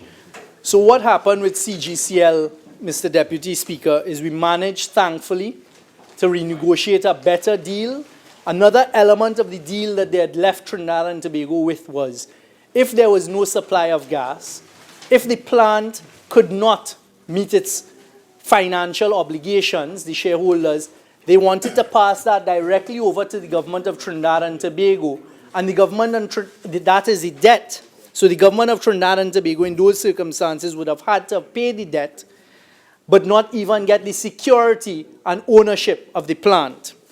So this is how my friends on the other side diversified. This is the state, just a few examples of the state that they left the economy in. They want to talk about investment. They used NGC to enter into a contract with a company called SIS, and we all know about SIS.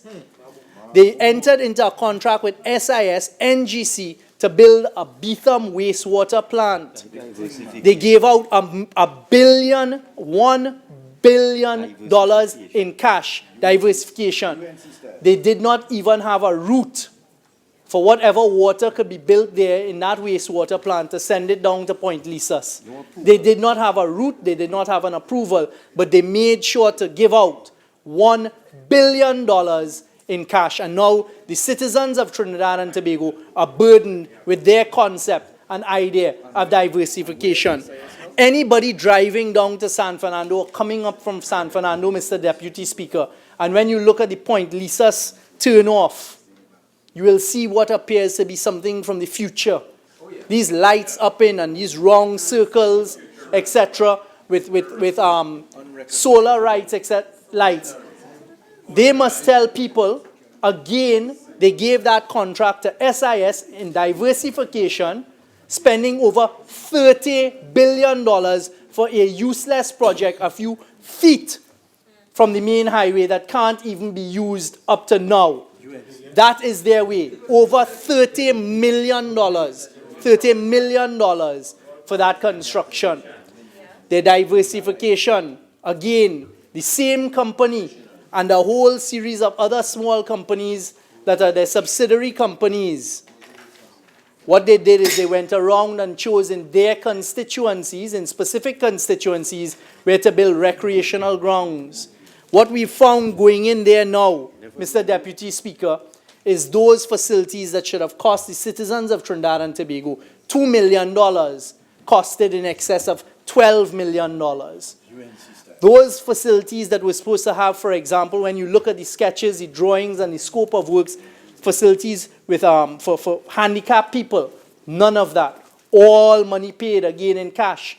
Their idea of diversification, I'd just like to remind the population of Trinidad and Tobago, their idea of investment was to take $16 billion in cash from the NGC that has now left the NGC crippled when we want to invest in upstream and downstream projects and invest in new pipelines and invest in gas from Venezuela.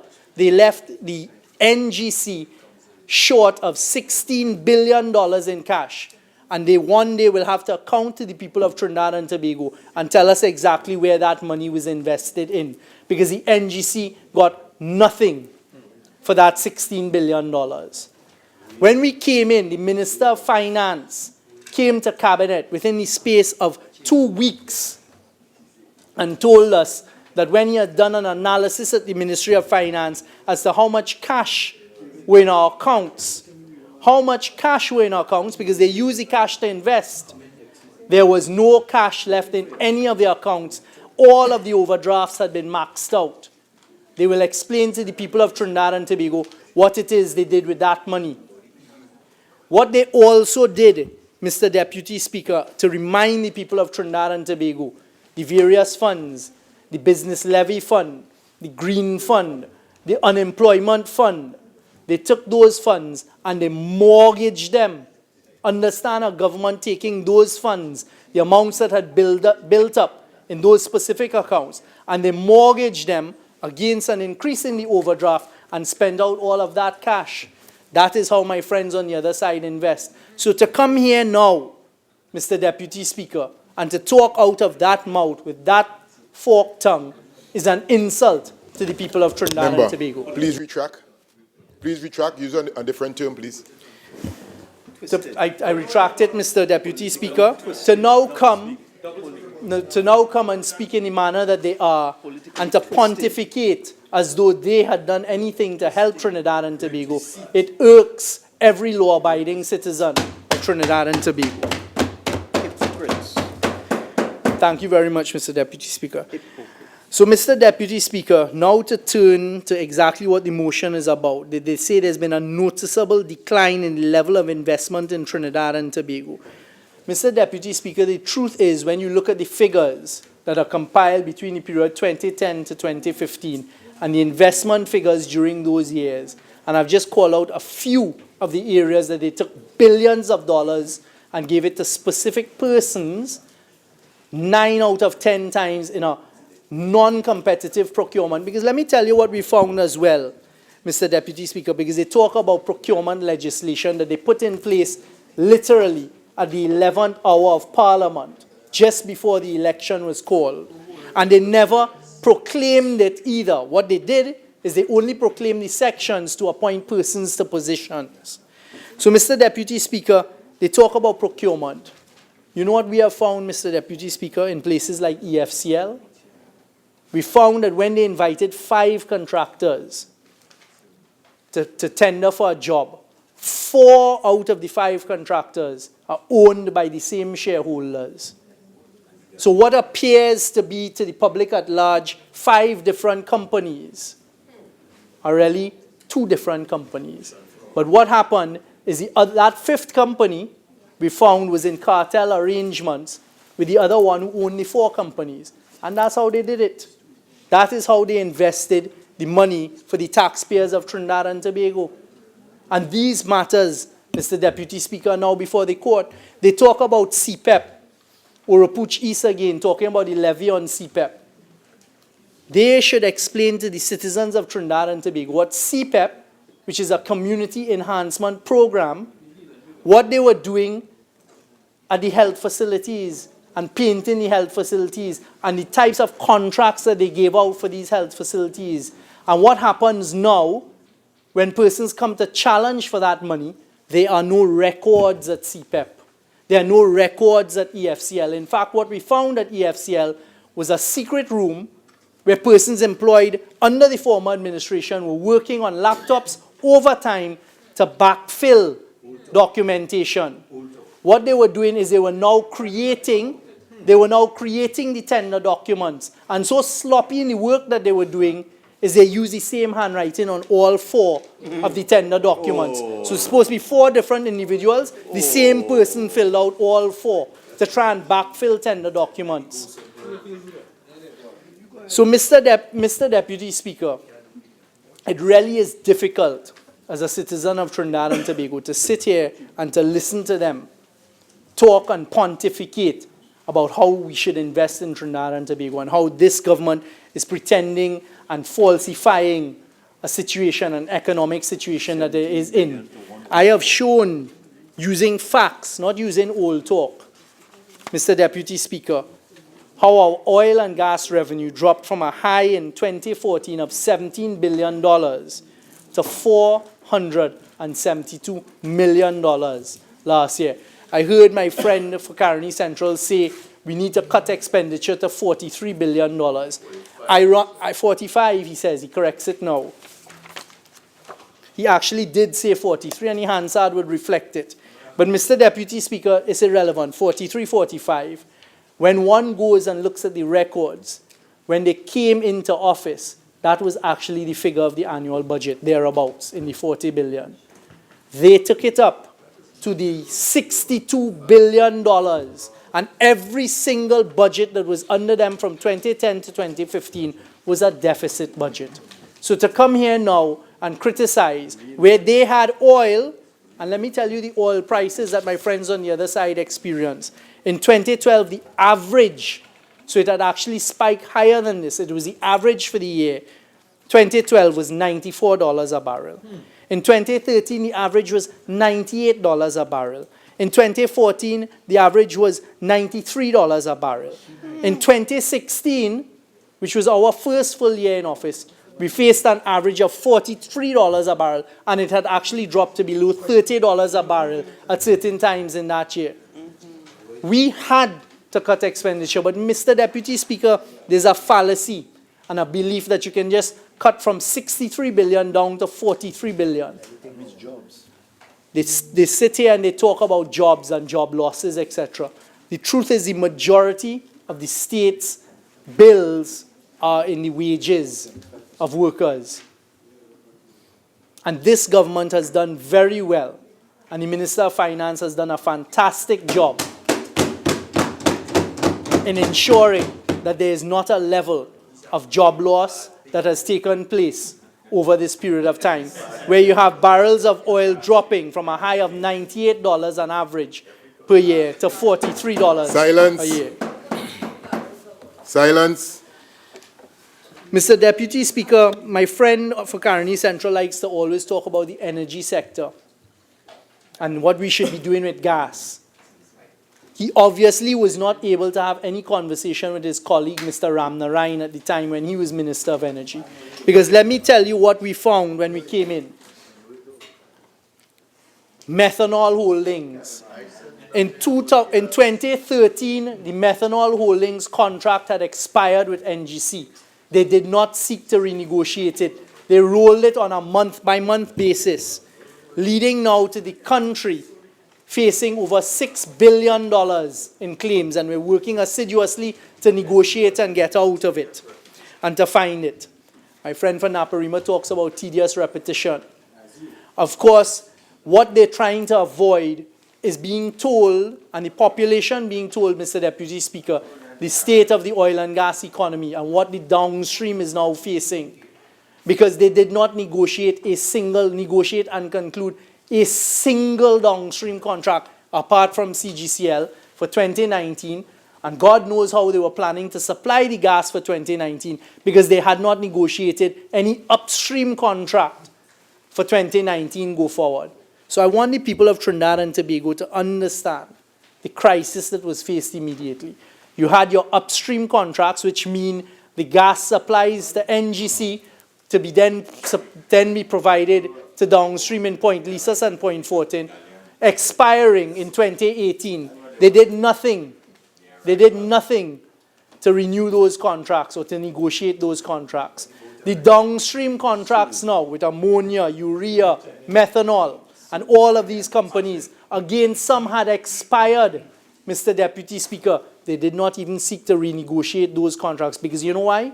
They were so focused on that $16 billion piggy bank and how to spend that money and where that money would go, that they completely neglected what would happen to Trinidad and Tobago from 2018, 2019, in downstream and upstream. And the people of Trinidad and Tobago will never know how close we came to complete crisis and collapse of our gas industry and our hydrocarbon industry in Trinidad and Tobago. There is a level of investment coming to Trinidad and Tobago now, Mr. Deputy Speaker. As we all know, we had a question on it today. In Tobago, we're working on a Sandals project. first, a one-of-a-kind that will come. And it is actually the unpaid, Mr. Deputy Speaker, Deputy Speaker, it is actually the unpatriotic behavior and the way they've just behaved on the other side. Withdraw that. I am not withdrawing it. Thank you very much.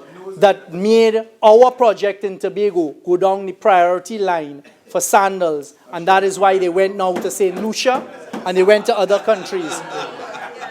They may laugh because their single-handed purpose, Mr. Deputy Speaker, the single-handed purpose of those on the other sides is to be destructive and to be non-compliant and to be non-cooperative in moving Trinidad and Tobago forward.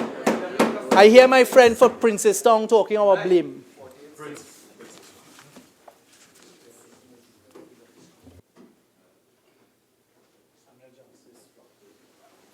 Proceed. Thank you very much, Mr. Deputy Speaker. The people must be reminded what it is took place, but this government is not harping or waiting on it. There are a number of initiatives that have been taking place. The government has been hamstrung with its cash flow based on what we've just described. But Mr. Deputy Speaker, you know, they want to talk, my friend for Couva South, who always likes to muffle and cross-talk from down in that area. I want to remind him and the population about a boat called Galacia, Mr. Deputy Speaker. And I want them to tell again the population how the Galacia was procured. And who is it that procured the Galacia for Trinidad and Tobago? And who was paid money for the procurement of the Galacia? Silence. And Mr. Deputy Speaker, what I can now report to the people of Trinidad and Tobago is yesterday an action was filed and served on the broker Intercontinental Shipping by the Attorney General's office for the losses and damages incurred by Trinidad and Tobago for the whole Galacia.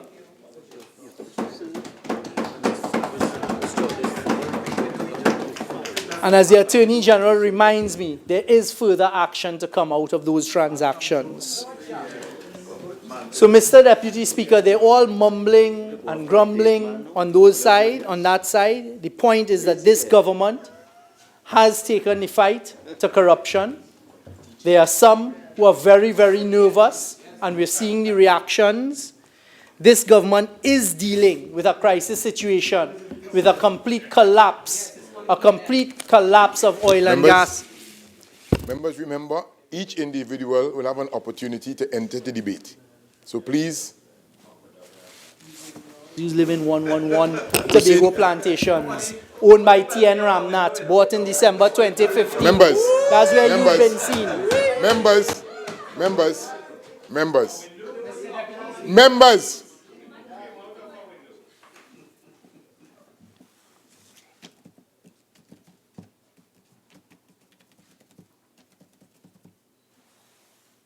I do not know where those remarks are coming from, but please, I will not tolerate it in this House, on both sides. Each member will have the opportunity to enter the debate and to rebut accordingly what has been said by a previous member. But I will not tolerate the continuous outbursts across the floor on both sides.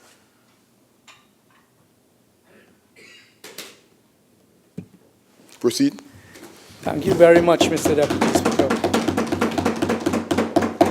Mr. Deputy Speaker, the population of Trinidad and Tobago needs to know about Villa 111 in Tobago Plantations, purchased in December 2015 by T.N. Ramnath and his wife, and which former government minister... 48-1, Deputy Speaker. 48-1.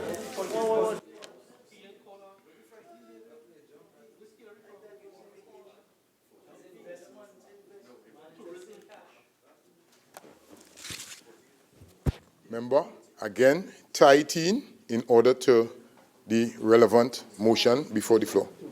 Right? Tie it in. Thank you very much, Mr. We're talking about investment in the tourism area.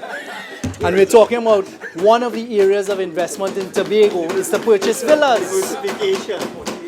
And one of the ways... 48.6 is imputed improper. To who? To who? Member.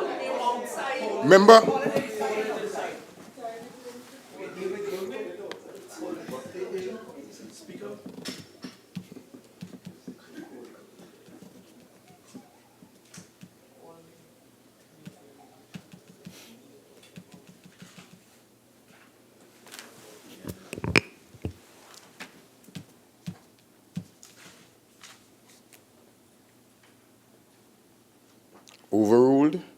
Member Titan, right? You're talking about investment. Titan quickly, and let's move on. Mr. Deputy Speaker, we're pleased to see. Time has expired. Initially, you have an additional 15. Care to avail yourself? Proceed.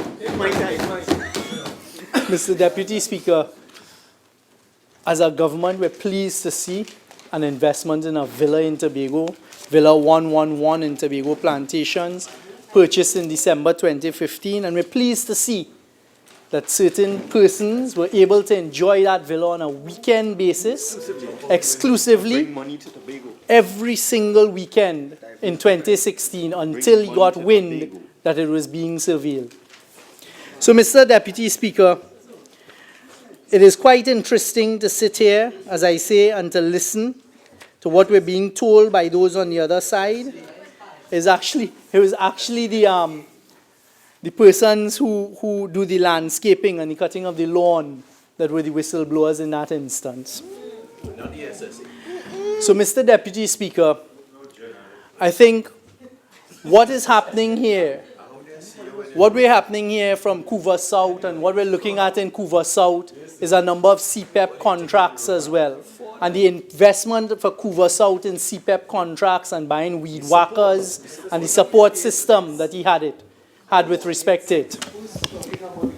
Member, okay. Retract this statement. Couva South, in terms of members, in terms of a member, calling a member name with regards to the particular contract. Retract and move on. Retracted, Mr. My friends on the other side seem to have been throwing out CPEP quite a lot. So it just reminded me that CPEP is a way that persons can invest in weed whackers and certain people in here who may be invest. Member for Naparima, kindly vacate your seat for a couple minutes. At least 5 minutes. Members, I'm on my legs.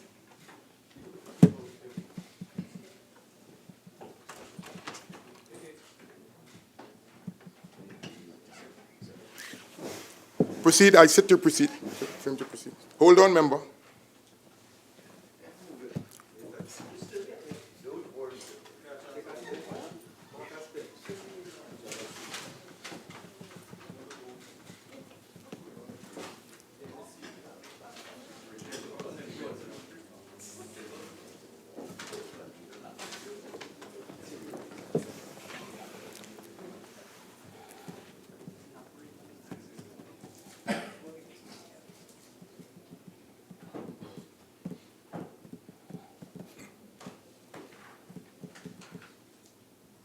Proceed. Thank you very much, Mr. Deputy Speaker.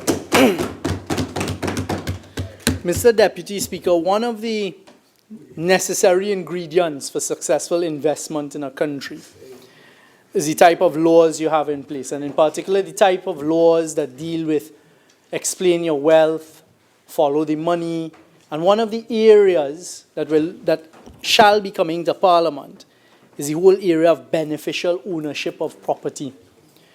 And that persons who think they can hide behind other persons holding property in their name for them, or the sale agreement of property and it not being registered, or that they set up companies and leave the shares with somebody else, all of that is soon going to have a massive spotlight shine upon it when we bring the legislation to deal with beneficial ownership. And Madam Speaker, put the country on notice now that, as I've said previously and as I will say again, when you have these types of pieces of legislation, explain your wealth. In other words, you're a member of parliament earning a salary of X, but during your tenure as a minister, your property values, those that you declared, and we'll get to the beneficial ownership of the others you haven't. Member, again, I will give you certain leeway, but I want you to tighten as quick as possible. It is. Right, as quick as possible, and then move on. This is one of the responses to the whole thing of corruption, the corruption index, Mr. Deputy Speaker, but also, as I said at the outset, for foreign investment in a country. One of the things foreigners look at is the type of laws that you have. And for example, the Global Forum is one of the bodies. My friend raised FATCA. So anyway, Mr. Deputy Speaker, all I'm saying, as I begin to wrap up, is that those pieces of legislation are coming to Parliament, explain your wealth, beneficial ownership, etc. And there can be no legitimate reason to oppose those types of legislation and those pieces of legislation. So we wait and we see what happens. Mr. Deputy Speaker, I'd like to thank you and the members for the opportunity to have contributed here this afternoon and to deal with some of the issues that my friends had raised.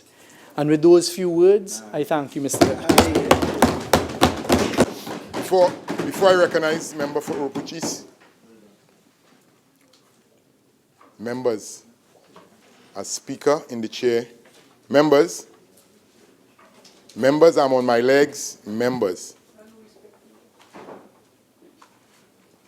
Again, as Speaker in the chair, I am not tolerating any untoward decorum in this House. I now recognize the member for Oropuch East. Thank you. Thank you very much, Mr. Deputy Speaker. It is a pleasure to join this debate. And I want to begin by asking the member of Port of Spain North, St. Anne's West to commit himself to staying in the chamber, because there are some issues I'd like to respond to that he raised. And if he would be kind enough to remain in this House at least, I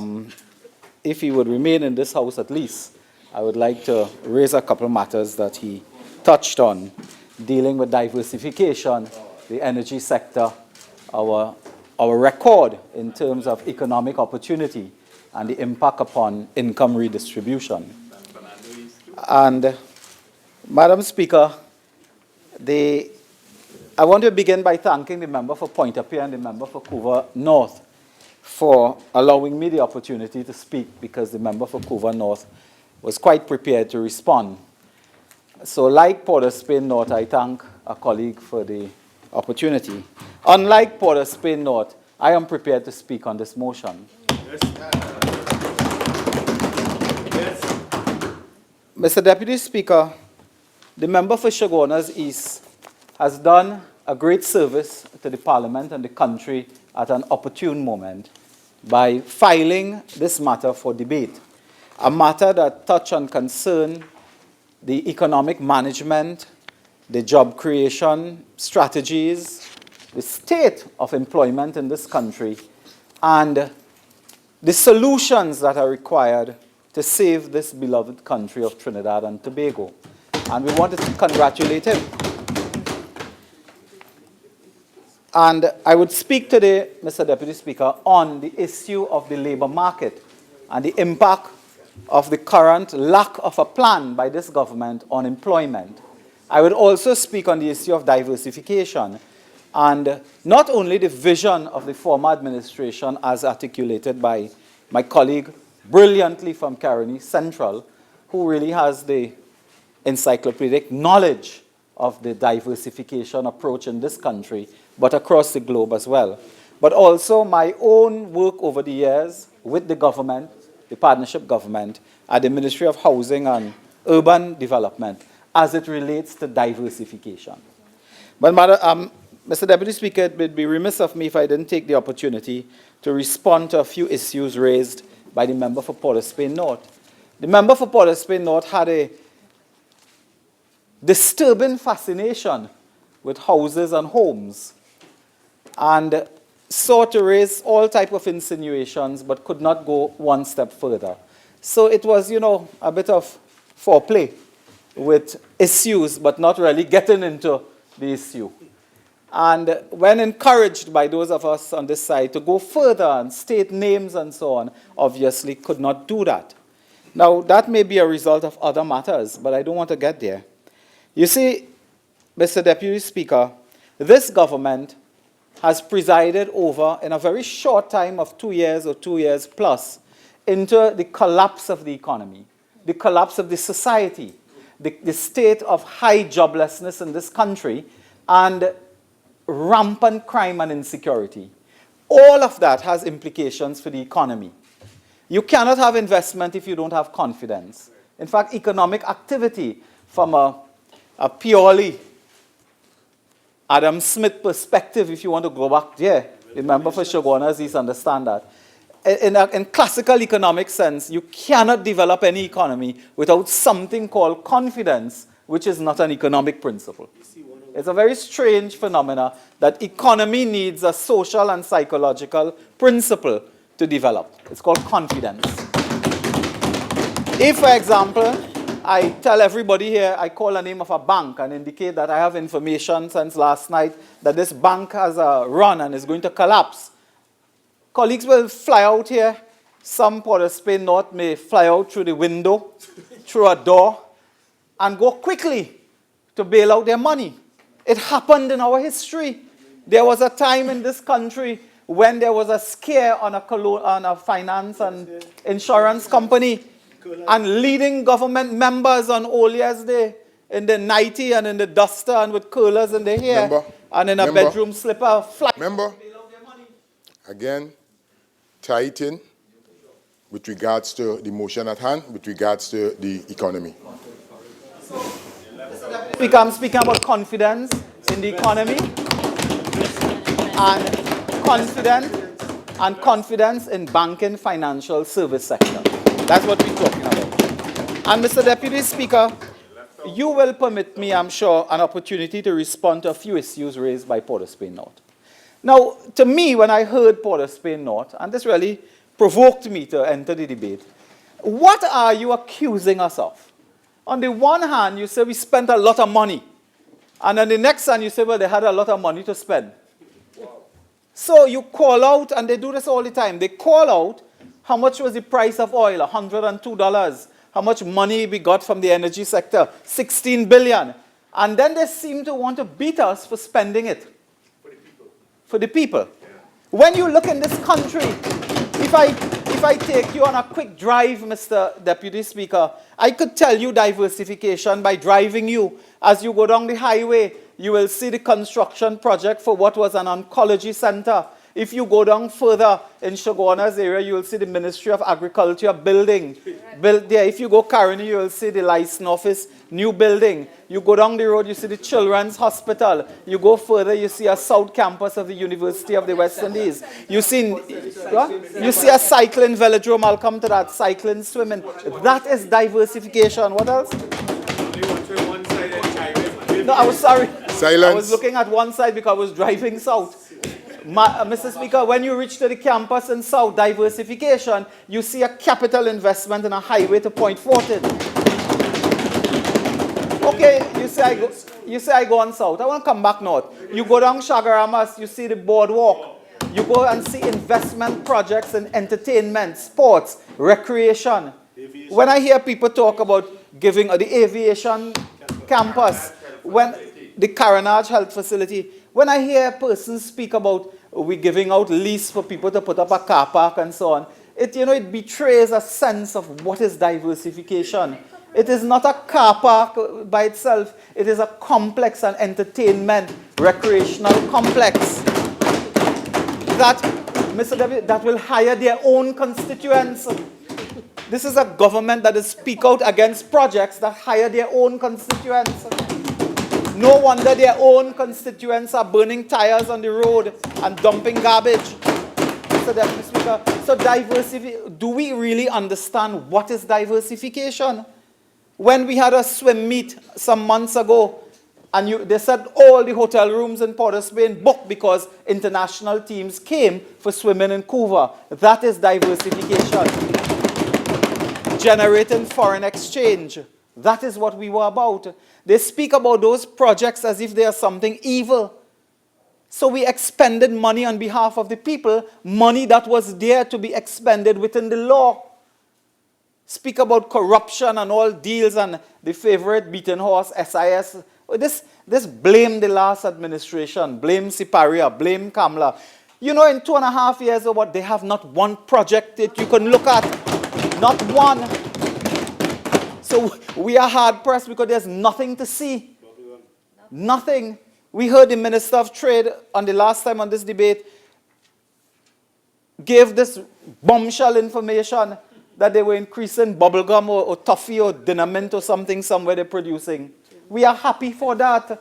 But come on, that cannot be the be-all and end-all of diversification. So the last administration put in place in Shagaramas entertainment. That is becoming, Shagaramas we saw as becoming a Disney World of the English Caribbean, where people will come for entertainment. Instead of going Florida, they come Port of Spain, spend their US dollars here.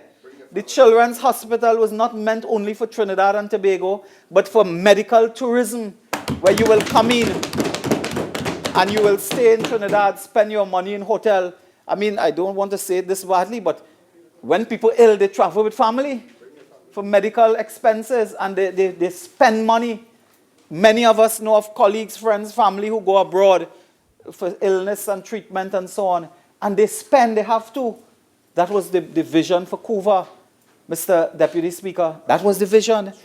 They condemn that. They condemn that as if it's something wrong. Health tourism. They condemn Shagarama's project. They condemn, you know, we built 9 police stations in about 5 years. And 2 more, I think, they opened, which we started construction of, a fire station in Mayaro. You can see with your eyes the projects that we expend money on. If anyone in this, on our government or any government, yeah, I mean, I'm not speaking about 100 schools and so on yet, but if you have evidence that someone broke the law, take it to the police, take it to the Integrity Commission. Port of Spain North, I want to tell Port of Spain North, my colleague, I have filed integrity forms every year for 17 years. Have you filed integrity forms? You haven't. Remember again, tie in, once you're going down that road, I want you to tie in what you're saying with regards to the motion. Simple, I'm giving you the opportunity, but tie it in. Mr. Speaker, I want to indicate that quite recently I had an opportunity for a mini vacation. I'm almost scared now to say where I went for vacation. I went to St. Kitts, and you could check a house and thing there too. So that's a short mini vacation. I was amazed with how fast St. Kitts had gone in terms of the diversification of what was a sugar economy.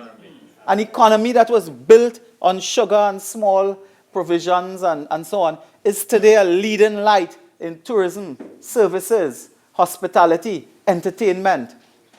And they don't even have the benefit, as yet maybe, of a Caribbean Airlines flight.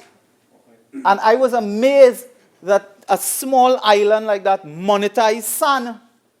What they have done is monetize sand. You pay $100 so you could go and build a sandcastle.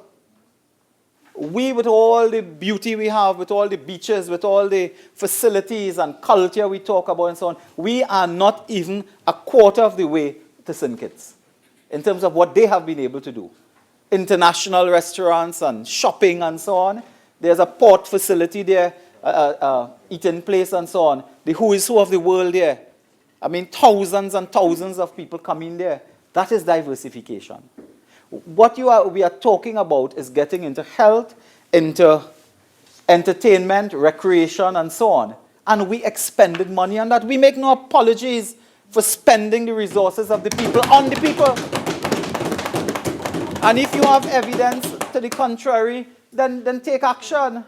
But don't come here and sound like a mako. You're makoing people in this house, in that house, and we have information and so on. Expand the Remember, again, I don't like that word, retract, use a different word. Okay, but don't talk as if you're spying or you're involved in any underhand manner. Because next thing somebody see you and they think that you're like Pink Panther out in the bush with a binoculars or something like that. Mr. Speaker, you know, a lockless Inspector Clouseau, you remind me of. Mr. Speaker, so it is true, and the member raised matters and so on, that the government, I am responding to what the member of Spain North has said. It is a fact that contractors sue the government. And the government, in its defense, made counterclaims and sue contractors. That's a fact. That's a fact. But those matters are in court. They're in civil court. That is a matter that the Attorney General, in his wisdom, has embarked upon, and he is free to do that on behalf of the government. But if you have information of criminal wrongdoing, why are you scared? Send it to the police, the Integrity Commission, and so on. That is all the point we make. But don't come every week, you know, and boo, boo, boo, frighten this one, frighten, and that one, frighten. Everybody frighten except them. Huh? And I assure you, well, anyway, Mr. Speaker, we don't go there. The matter of CPEP was raised. So I'm responding to that just in a minute or two, because I have much more to say. The CPEP issue is the first time since Eric Williams days we are hearing that you levy on a state company. It is the first time that they have brought this country into disgrace and shame. Imagine somebody go to make coffee at CPEP and they put on water to hot. When they spin around, the kettle gone. They go on with kettle, microwave, table, chair. I understand the chairman had to hide a van somewhere because they're looking for the Prado to take as well. It is a shame and disgrace. So the government tells us that you can't find documents at CPEP and so on. Okay, assuming that you are right, but not admitting that you are right. Why did you not put that in a defense in the court? These are default judgments. CPEP did not go to court to defend a matter. They could not defend a matter in court, and then you jump up and say corruption, what you were doing. For the record, because I'm responding, for the record, when we came into office, we took a position. CPEP was not about only painting stone and cutting grass. It is not. Cabinet approved a policy change, and the board of CPEP agreed with Cabinet with policy changes. They can take a policy decision at Cabinet any day to tell CPEP go and fix an aeroplane in Piaco. They could do that. That's a policy issue. We took a policy issue that CPEP should be involved in minor construction projects. CPEP should be preventing flooding. I got fed up as the relevant minister. Every time it flooded, I have to be on the phone with CPEP managers, send people here, clean up here. I had an experience in San Fernando West in the Green Acres area, I believe. The member for San Fernando West know that area. I went there a morning during the flood and I wept with some elderly folks to see what had happened to their home. I called CPEP to go and wash down their place. And I made a promise that day that this thing has to stop. We're not here to clean up mud after flood. Let us prevent flooding. And CPEP was about that. So CPEP got involved in projects in the health sector, in national security, in environment. And that was a policy change. There's no magic to that. If you want CPEP to paint stone and cut grass alone, that is your prerogative. You can do that, Mr. Deputy Speaker. You can do that. We have heard a lot about the energy sector. I just asked in the diversification issue, what contracts have you renewed? You talk about what we did not do. What did you do? CNC, today, 400 workers, their necks on the block, the chopping block. Have they concluded negotiations yet on the gas price? I don't know. What contracts? You know, this government comes to the table and 99% is blame the last administration. And the next 1% is insult the last administration. But you know they will not say what they are doing. Huh? They will not say. I thought the member for Port of Spain North would seize the opportunity to announce the 16 new contracts that they have signed off on. But they sign off on none. So they cannot announce nothing. They sign off on none. And I come to a major issue. The Mitsubishi plant in Labre, controlled by the People's National Movement. It is Kamla Prasad Bisesa who turned the sod for the construction of the Mitsubishi plant. That will be finished in 2019. We did that Unicoma estate report. It is our cabinet. Yeah, under our cabinet we did that. The Minister of Works had to give some permission to access the highway. I remember that story well. So when you drive on the highway and you see all these buildings and all industry taking place, you had nothing to do with it. When you came into office, you went to turn this out to build a car park in Port of Spain. We're still waiting for the car park. Not a car park yet. There are problems, I imagine, with that. But that is the only project. The C3 Mall in off current there, Dr. Caroni Central was involved with that as well, to create a shopping space. The South Park Mall, same thing.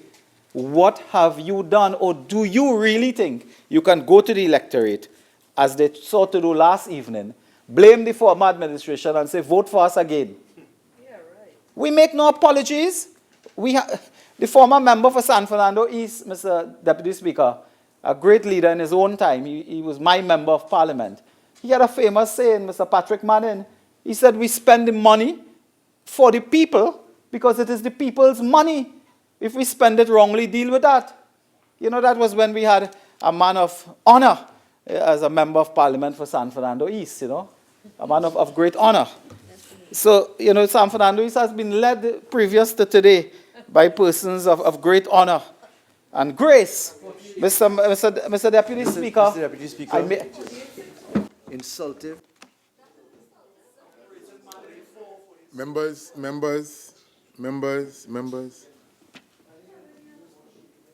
Yes, thank you very much. Member.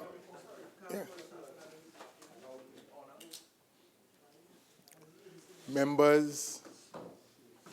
Member, again, come direct to it. And again, in terms of the implication of past San Fernando East and present San Fernando East, be careful. Proceed. Right, thank you very much. Mr. Deputy Speaker, Tobago clearly ought to be a focus for any diversification effort.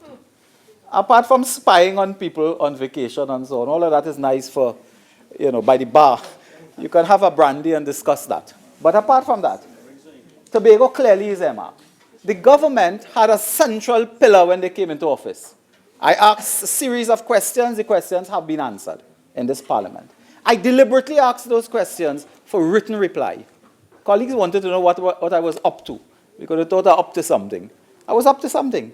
I didn't want people to stand up in parliament and rhapsodize and just talk all over the place. So I asked simple questions for written answer. You know, the answers came back on what they were.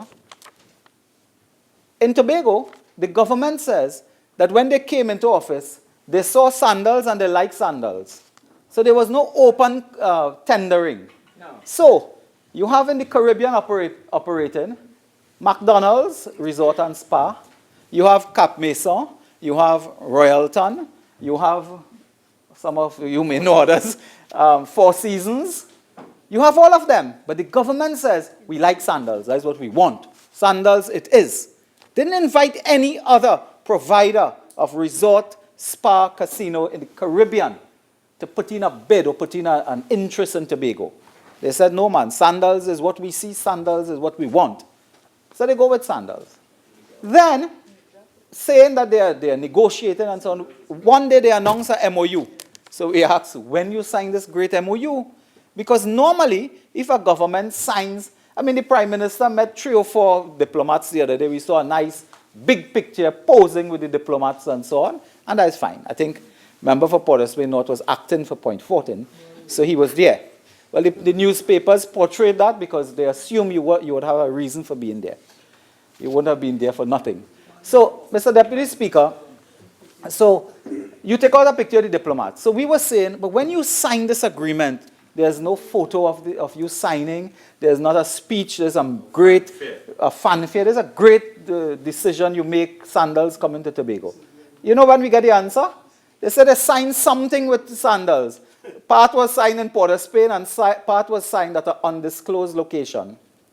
Somewhere else outside of Trinidad and Tobago, somebody signed. That is the answer. In writing. And I said, what are the terms and conditions of this? What are the terms and conditions of this secret deal? Secret deal. They said, no, we have a confidentiality clause. We can't tell you the terms and conditions of the secret deal. So we have a secret deal over a secret MOU signed in 2 or more countries at the same time. What are we doing? Are we talking about transparency and openness? When we ask further, When we are, I'm coming to that because it relates to Tobago. When we ask further on that sandals deal, what arrangements do you have in place in terms of environmental issues, labor issues, services, and so on? So no, we haven't reached there yet. We haven't reached there yet. But telling the country that sandals is on board. Now, the truth of the matter, which came out, I think, by accident, is that sandals require this government to expend about 500 million United States dollars to go and build the facility in Tobago. And then, like the Hyatt and the Rice Road project, they will come and brand when you build. And then you'll have an arrangement for profits every year and so on. This government, I don't know where they're finding 500 million United States dollars from, or part of that. But they would like, that is why that project will go nowhere. The sea bridge has collapsed. You talk about diversification. Diversifying what if you can't get to Tobago? Your prime tourist destination. I mean, not even I could go back now. So, the sea bridge dog. You know, so if you're not seeing me there, it's because I just can't make it by boat or plane. You know? So, and I don't want to swim half the way. So, Mr. Deputy Speaker, I know they're looking for me. And I will give my itinerary of vacations to the member for Police North soon. So the sea bridge collapse told us that the Galicia was extorting and blackmail. Blackmail what? They cut that the contract, and to this day, we do not have a new vessel or any vessel that they have procured. We do not know when, how, and if the galleon passage, is it, will be arriving. They said it was leaving. Imagine where we reach in the country. The people in this country must find out about the galleon passage by Twitter, by tweet and Instagram. They cannot go to the post. They have abandoned, apparently, the cabinet press conference. They have abandoned that in talking to the media. They now tweet to tell you information that you need on critical matters as a $120 million purchase of a boat. We want to know who is the crew. Where did you get the crew from? Who is bringing this boat to Trinidad? We don't know. But then come today to talk about, charges. When they got into office, anybody remember ghost workers at the Attorney General Ministry? Did the Ghostbusters come in and expose that? Do we have anybody before a court, anybody charged for ghost workers at the Attorney General office? But they come again with this, this business. And I don't, there's so much I could say there I don't want to say. I want to come to a recent issue, Mr. Deputy Speaker. Mr. Deputy Speaker, there will be no hope in this country for investment, for job creation. Today, workers, and I want to come to workers now. I want to come to workers. Three health centers in Port of Spain this week. Employees said they're not going to work there because they're scared for their life. A couple days ago, Jordan Hill, employees there, teachers, workers, these are workers. The motion deal with employment. Teachers there are threatened, one is robbed at gunpoint. Last night at Beach High School, was it? Broke into the school. So you're looking at the schools, you're looking at the health centers. Very soon, public officers will not want to go to. Members on the government side, again, the continuous chatter. Silence. Proceed. Thank you. Very soon, public servants will not want to go to work. They will claim that their lives are in danger and nothing you can do to deal with that. So you have unemployment, people losing their jobs. And I have a take on this. The government, as they stood today, and last evening, I believe, want to boast about this figure of the corruption index and so on going down. And the member for Caroni Central suggests that if that is so, it could well be the passage of legislation that we have put in place and so on. It could well be. But Mr. Deputy Speaker, every Tuesday, as a rule, many of us, if not all, meet our constituents. Today, people are coming to us, reminiscent of years ago, crying for jobs. Young people, parents are coming with their children to beg for jobs. Grandparents are bringing their grandchildren to plead with you to help them to get a job. You open the newspaper, it is blood, blood, blood. You see it today, a protest for a school. Tomorrow, a protest for jobs. The next day, a protest for something else. Anybody notice the corruption index for the Gaza Strip? Anybody know what that figure was? I'm sure nobody took note of corruption in the Gaza Strip or in Kashmir in the disputed province. The reason because nobody will write about corruption in the disputed province is only murder and mayhem define them. The Gaza Strip is defined by conflict and war. Trinidad and Tobago is in a state of war. So headlines now don't reflect corruption. People don't talk about corruption the way they used to before because they are consumed with murder, with blood. This is survival time because the perception index is based on news. It's based on newspaper, radio, TV. It is called a perception index. It is called a perception index. Murder has taken over. You have a situation in this country where every Monday morning is protests on the streets for something or the other. And I come to that because it affects economy. Within the last 24 hours, we have heard from the head of the mission of the United Kingdom in Trinidad and Tobago. He made a very critical point, said don't take terrorist threats as a joke. The Prime Minister says this terrorist threat is not a joke. I want to ask them, who was laughing? Who said it was a joke? Nobody. But it's a cliche now, don't take it as a joke, although nobody did. The US Embassy, and this has to do with business, it has to do with diversification. In an advisory dated February 22nd, yesterday, Mr. Deputy Speaker, and this has to do with business, with investment, with jobs, with trade, with banking, finance, insurance. When I saw a travel advisory from the US Embassy, I asked my colleagues in our internal system, I said, could somebody check to tell me this is not fake news? I could not believe a United States Embassy could write, exercise increased caution in Trinidad and Tobago due to crime and terrorism. Yes. Your speaking time initially has expired. You have an additional 15. Care to avail yourself? Proceed. Mr. Speaker, this has to do with business. We are diversifying an economy. The member for Tobago West, a reveler, I saw her during the carnival as a reveler. And I ain't going further than saying as a reveler, but you are encouraging the tourists to come. We want the visitor arrivals to increase. Hear this. Violent crimes such as murder, robbery, assault, sexual assault, home invasion, and kidnapping is common. A significant portion is gang-related. Hear this one. For the tourists, this is people in America or Europe. I've had the opportunity to live in Europe for several years, renting a student apartment, Port of Spain North. And in case, and if anytime you're in need, we have homes available for you at the shopping mall. Mr. Deputy Speaker, we could have helped him instead of going by the chairman of Petrotrin House.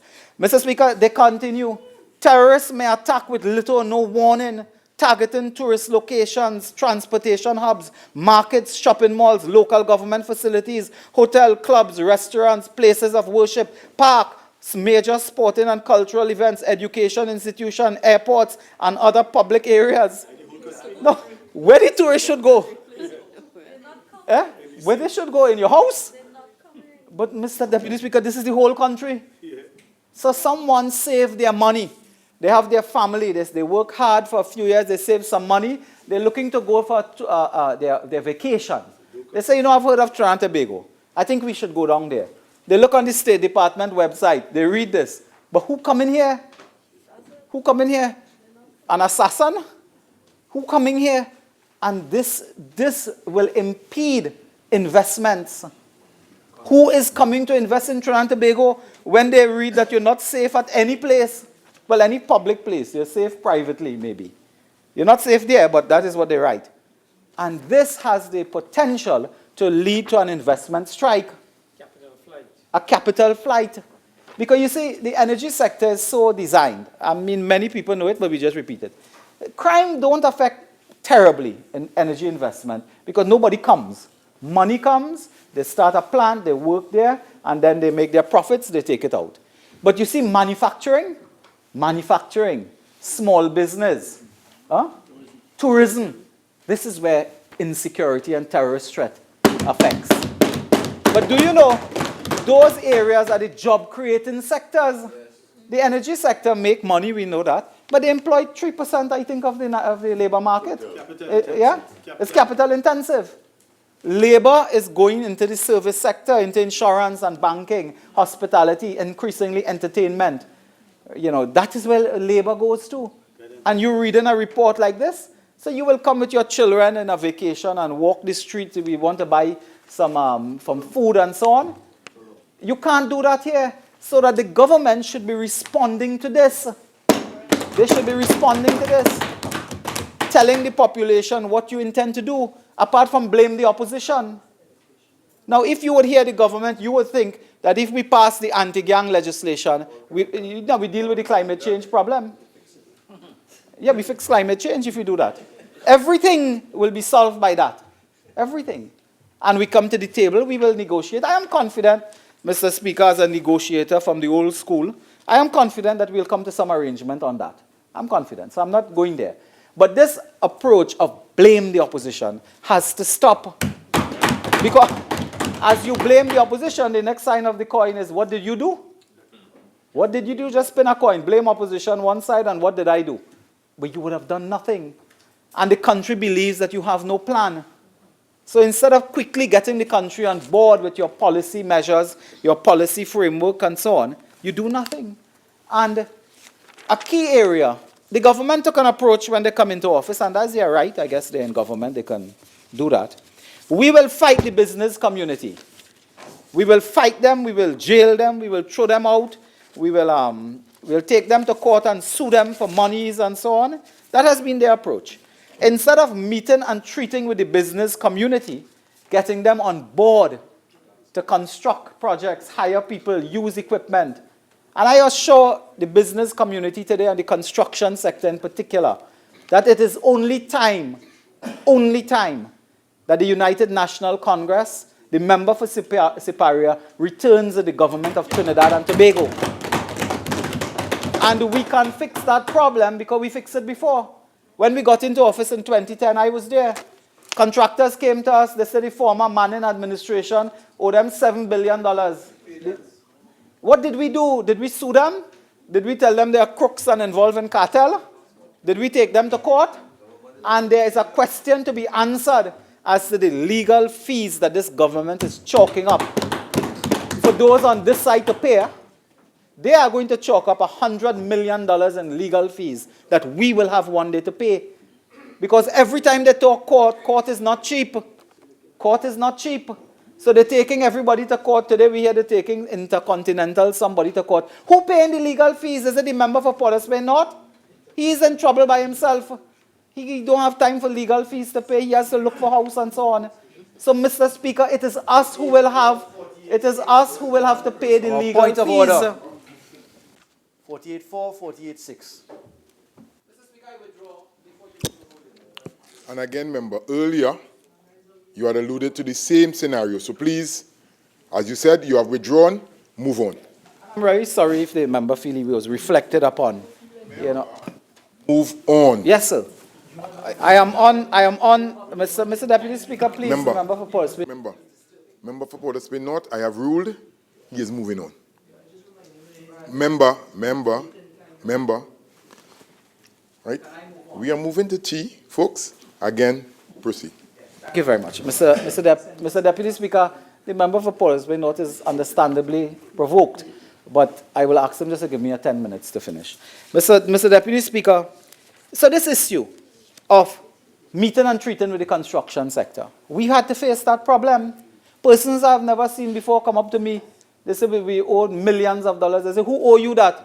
They say, Uttara Rao, whoever he is. Whoever he is, he owe money. I said, but I don't know this man. I never see him in life. He has never been seen since. It was the EMBDC, and I want to get to the EMBDC because the member for Parliamentary North raised that matter. I want to raise that matter. The EMBDC under Uttara Rao and the Manning administration run up bills with contractors, and those are the same bills today. This government wants to take the contractors to court for money under the Manning administration. But what did we do? You know what we did, Mr. Speaker? We called the contractors together. We said, listen, it have no way we could pay all that money you claim you owe. Let us negotiate, reduce here. In some cases, interest was very high. We made a deal. We said, listen, take our interest away, take it off the table. And we are starting to pay some monies that you are owed because they had their paperwork. And you know what the government don't understand is that contractors have better paperwork, have better accounting systems, have better systems in place than a government ministry. So when you take them to court, be careful. Because you see, they have all their certificates of completion, which you claim loss. They say CPEP lose papers. They didn't say the former chairman of CPEP under them brought in his own staff and threw out public officers so they could go and dig up in papers. Today they say papers gone. But Mr. Speaker, I'm telling you the approach. If you go to the contractors and tell them, let us negotiate, but while we are negotiating, you can continue working on projects and you will be paid. This government has continued to deal with this country in a certain way. There's a myth. They say they have no money. Every time you see the crying blood, we have no money. They increase every conceivable tax in this country. How much money did you raise from that? The price of oil today is higher than that which you budgeted for. They have spent over $100 billion, more money than the People's Partnership did in the comparable period. They have spent more. What do you have to show for it? If you call the contractors in and indicate that, listen, we want you to continue working, we'll pay you for work that you do now, but continue working and let us negotiate all these back pay and back wages, you would do well. But no. You pick up the contractors and you say you have to sue them. Mr. Deputy Speaker, I want to quote from an article in the newspaper of just yesterday, February 22nd. No signs of recovery yet for construction sector. It is in the Business Guardian, I believe, yes. And Mr. Deputy Speaker, this is telling where the president of the Contractors Association, TTCA, is saying when they speak, they talk about projects that were happening and will happen. So far, nothing is happening. I quote him. So far, nothing is happening. No new projects have really started. The Minister of Finance talk about housing project, but so far, nothing has happened. This is the Contractors Association saying that.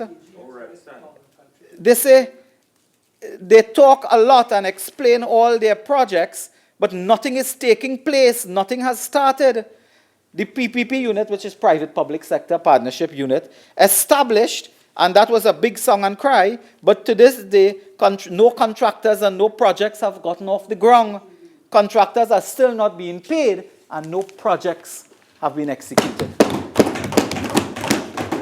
So, Mr. Deputy Speaker, this speaks volumes where the construction sector is saying machinery parked up, all their equipment idle. Some people are selling away equipment, some giving it away. Some being seized by the banks and so on. You see, to understand that industry, they don't understand. This government is anti-business. They do not understand business.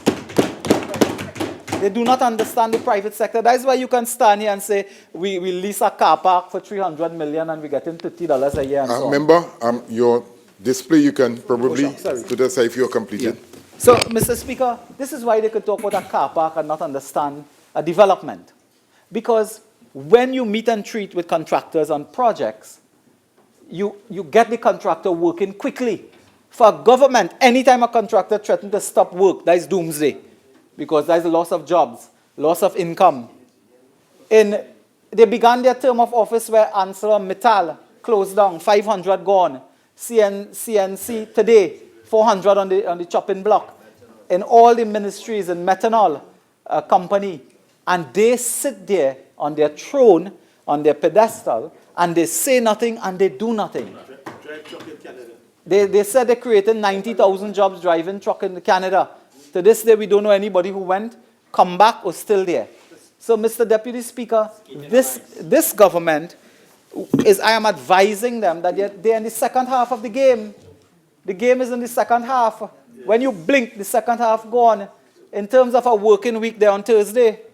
They have Friday left. They have no project to show. They have nothing to show. They have stopped in the housing sector. The member for San Fernando, he has a ability now. I notice he's disappearing in quick sight. Every time you look for him, there was a time when he stayed in this house at least. But I notice I can't see him. I don't know what he's about. They have 19 construction projects, Mr. Deputy Speaker. Remember, you have 2 more minutes. Thank you very much. They have 19 construction projects in housing. 19 construction projects in housing, unfinished. They will not finish those projects, distribute the homes, many along the East-West corridor. I can call Trest Trail, I can call Arima, River Run Through, and so on. Many. They will not finish that, but they are going now to move out the nurseries in St. Augustine, where the farmers use to put housing there. And that has a political purpose. They are not, Bonnier Gardens, Bonnier has, Mr. Speaker, you have to protect me from these delinquents.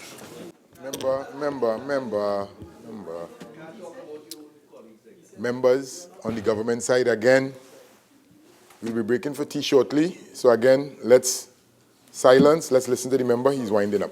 Mr. Speaker, in winding up, I want to alert the member for Port of Spain North that you can get away sometime, but not all the time, by deflecting opinion and by seeking to confuse and seeking to, change the games. And you can play games as much as you want. At the end of the day, all governments are tested on performance. All governments are tested on performance. And the time has already come where the population are seeing you without your clothes. And it is not a pretty sight.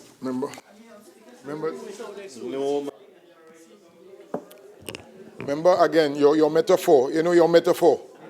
Change it. Mr. Speaker, change it. I put back on that clothes. They are seeing them for what they are. They are seeing them for what they are. And they are, Mr. Speaker, what we see on the part of the government is not a good sight. And unless this government takes seriously opening and finishing some of the projects started by the partnership administration, we will not get to any journey to diversification. We will not get on any journey to diversification in this country. Mr. Speaker, I thank you. I recognize the member for Tobago West. And keep in mind, members, keep in mind that we'll be suspending at 4:30. Proceed. Thank you very much. I can't hear myself, Cuba Salt. Mr. Speaker, could you protect me from Cuba Salt, please?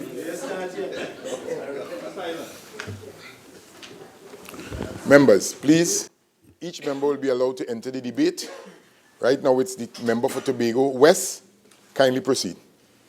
Thank you very much, Mr. Deputy Speaker. I want to thank you for the opportunity to join this debate at this time.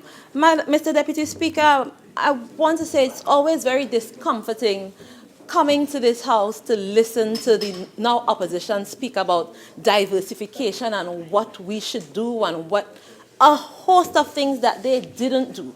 And the nation needs to ask the question, when you were in government, what did you do to diversify the economy? What did you do to advance economic development for Trinidad and Tobago?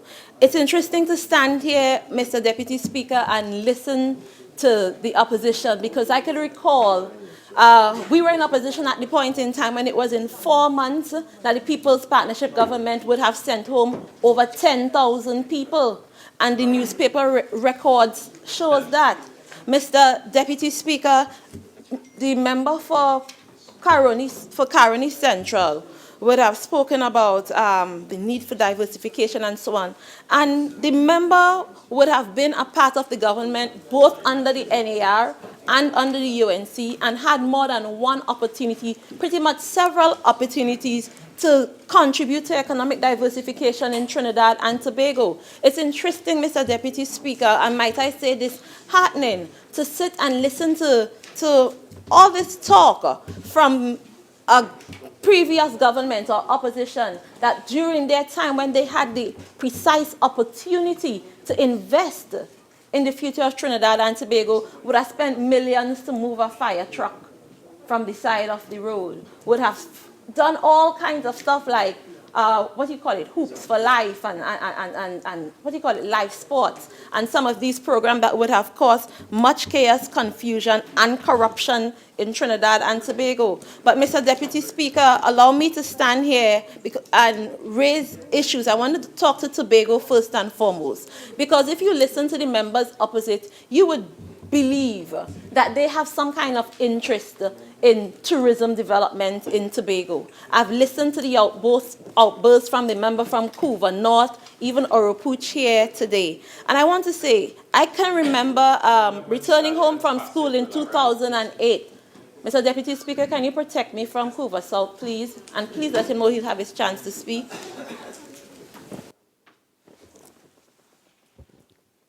All members will be given the necessary protection members.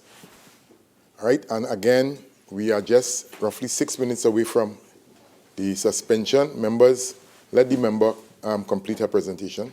Proceed.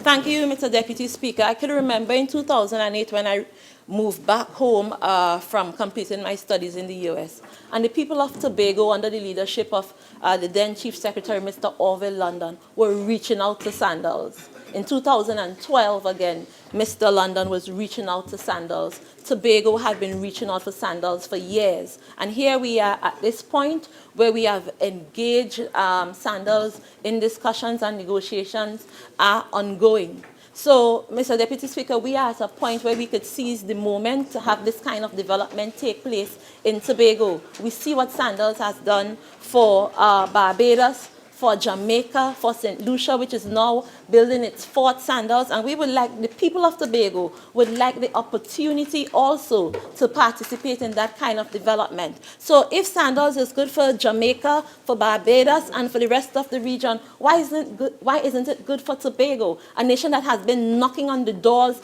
of Sandals for years? The stakeholders are ready, the people of Tobago are ready for this level of economic activity, and Mr. Deputy Speaker, may everybody who's not happy for Tobago at this time or not supportive, let them sit back and allow us to strive now. Give us the opportunity to seize the moment and to attract this kind of investment to our shores. I want to let the people of Trinidad and Tobago know that even in this negotiation, the government of Trinidad and Tobago would not make any kind of commitment that would damage the people of Trinidad and Tobago, especially the people of Tobago, and we will continue to interact with the nation and communicate with them so they know what is taking place. It is unfortunate, Mr. Deputy Speaker, that members opposite and their peers and supporters take to social media ill-speaking Tobago and trying to dissuade people from investing and coming to Tobago. And there are several social media posts that state so, Mr. Deputy Speaker, but I wouldn't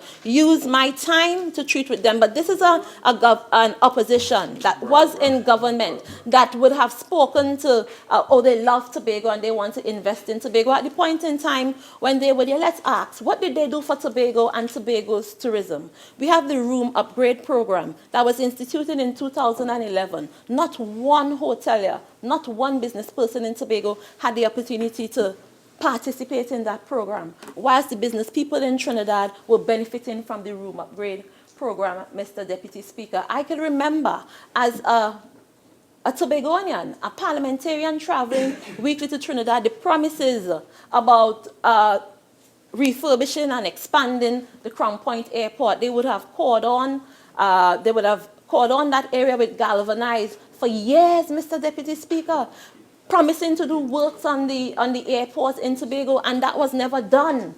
And this government would have made the decision to ensure that the airport is fixed and expanded. Mr. Deputy Speaker, I'm talking about works with WASA and Cove plant. It is this government that has come at this point in time to improve infrastructure for Tobago. And it is this government in December 2015 that would have taken a note. I took that note to Cabinet to get the Tobago stakeholders to have access to the room upgrade program, because they sat there and suffered while they did not help them.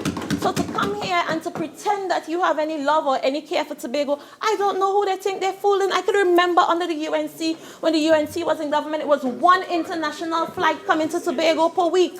One, Mr. Deputy Speaker. But in November and October of last year, we could now speak to Thomas Cook now flying to Tobago directly. We can now speak to Condor flying to Tobago directly from Frankfurt. And that did not happen under their watch. So it's all well and good for Cuba not to sit there and shout, nobody's coming, but what did you do when you were there for people to come? Right, so Mr. Deputy Speaker, it's about what you have done and what you're doing. Rome was not built in a day, Mr. Deputy Speaker, and this government is working with the Tobago House of Assembly to help to improve tourism in Tobago and to afford the opportunities to the tourism sector. Mr. Deputy Speaker, allow me to speak to some of the infrastructural development that is taking place in Tobago, because it's not just about development specifically for tourism, but it's for the people of Tobago in order to have a proper business environment. So we are developing Tobagoans and are developing Tobago so that people will be attracted to Tobago, to invest in Tobago so we could further diversify the economy of Tobago and Trinidad and Tobago. Mr. Deputy Speaker, let me speak to some of the projects, even under WASA, to improve water services in Tobago. The development of wells in Goldsboro, Roxborough, Calder Hall, among other areas, and these projects will bring 4 million gallons of water per day to these areas. Mr. Deputy Speaker, the upgrade of the Charlottesville water treatment plant, which is expected to be completed by July of this year, Mr. Deputy Speaker. Member, sorry to interrupt at this time, but it's now 4:30, and we'd like to take the suspension for tea. This House will resume at 5 p.m.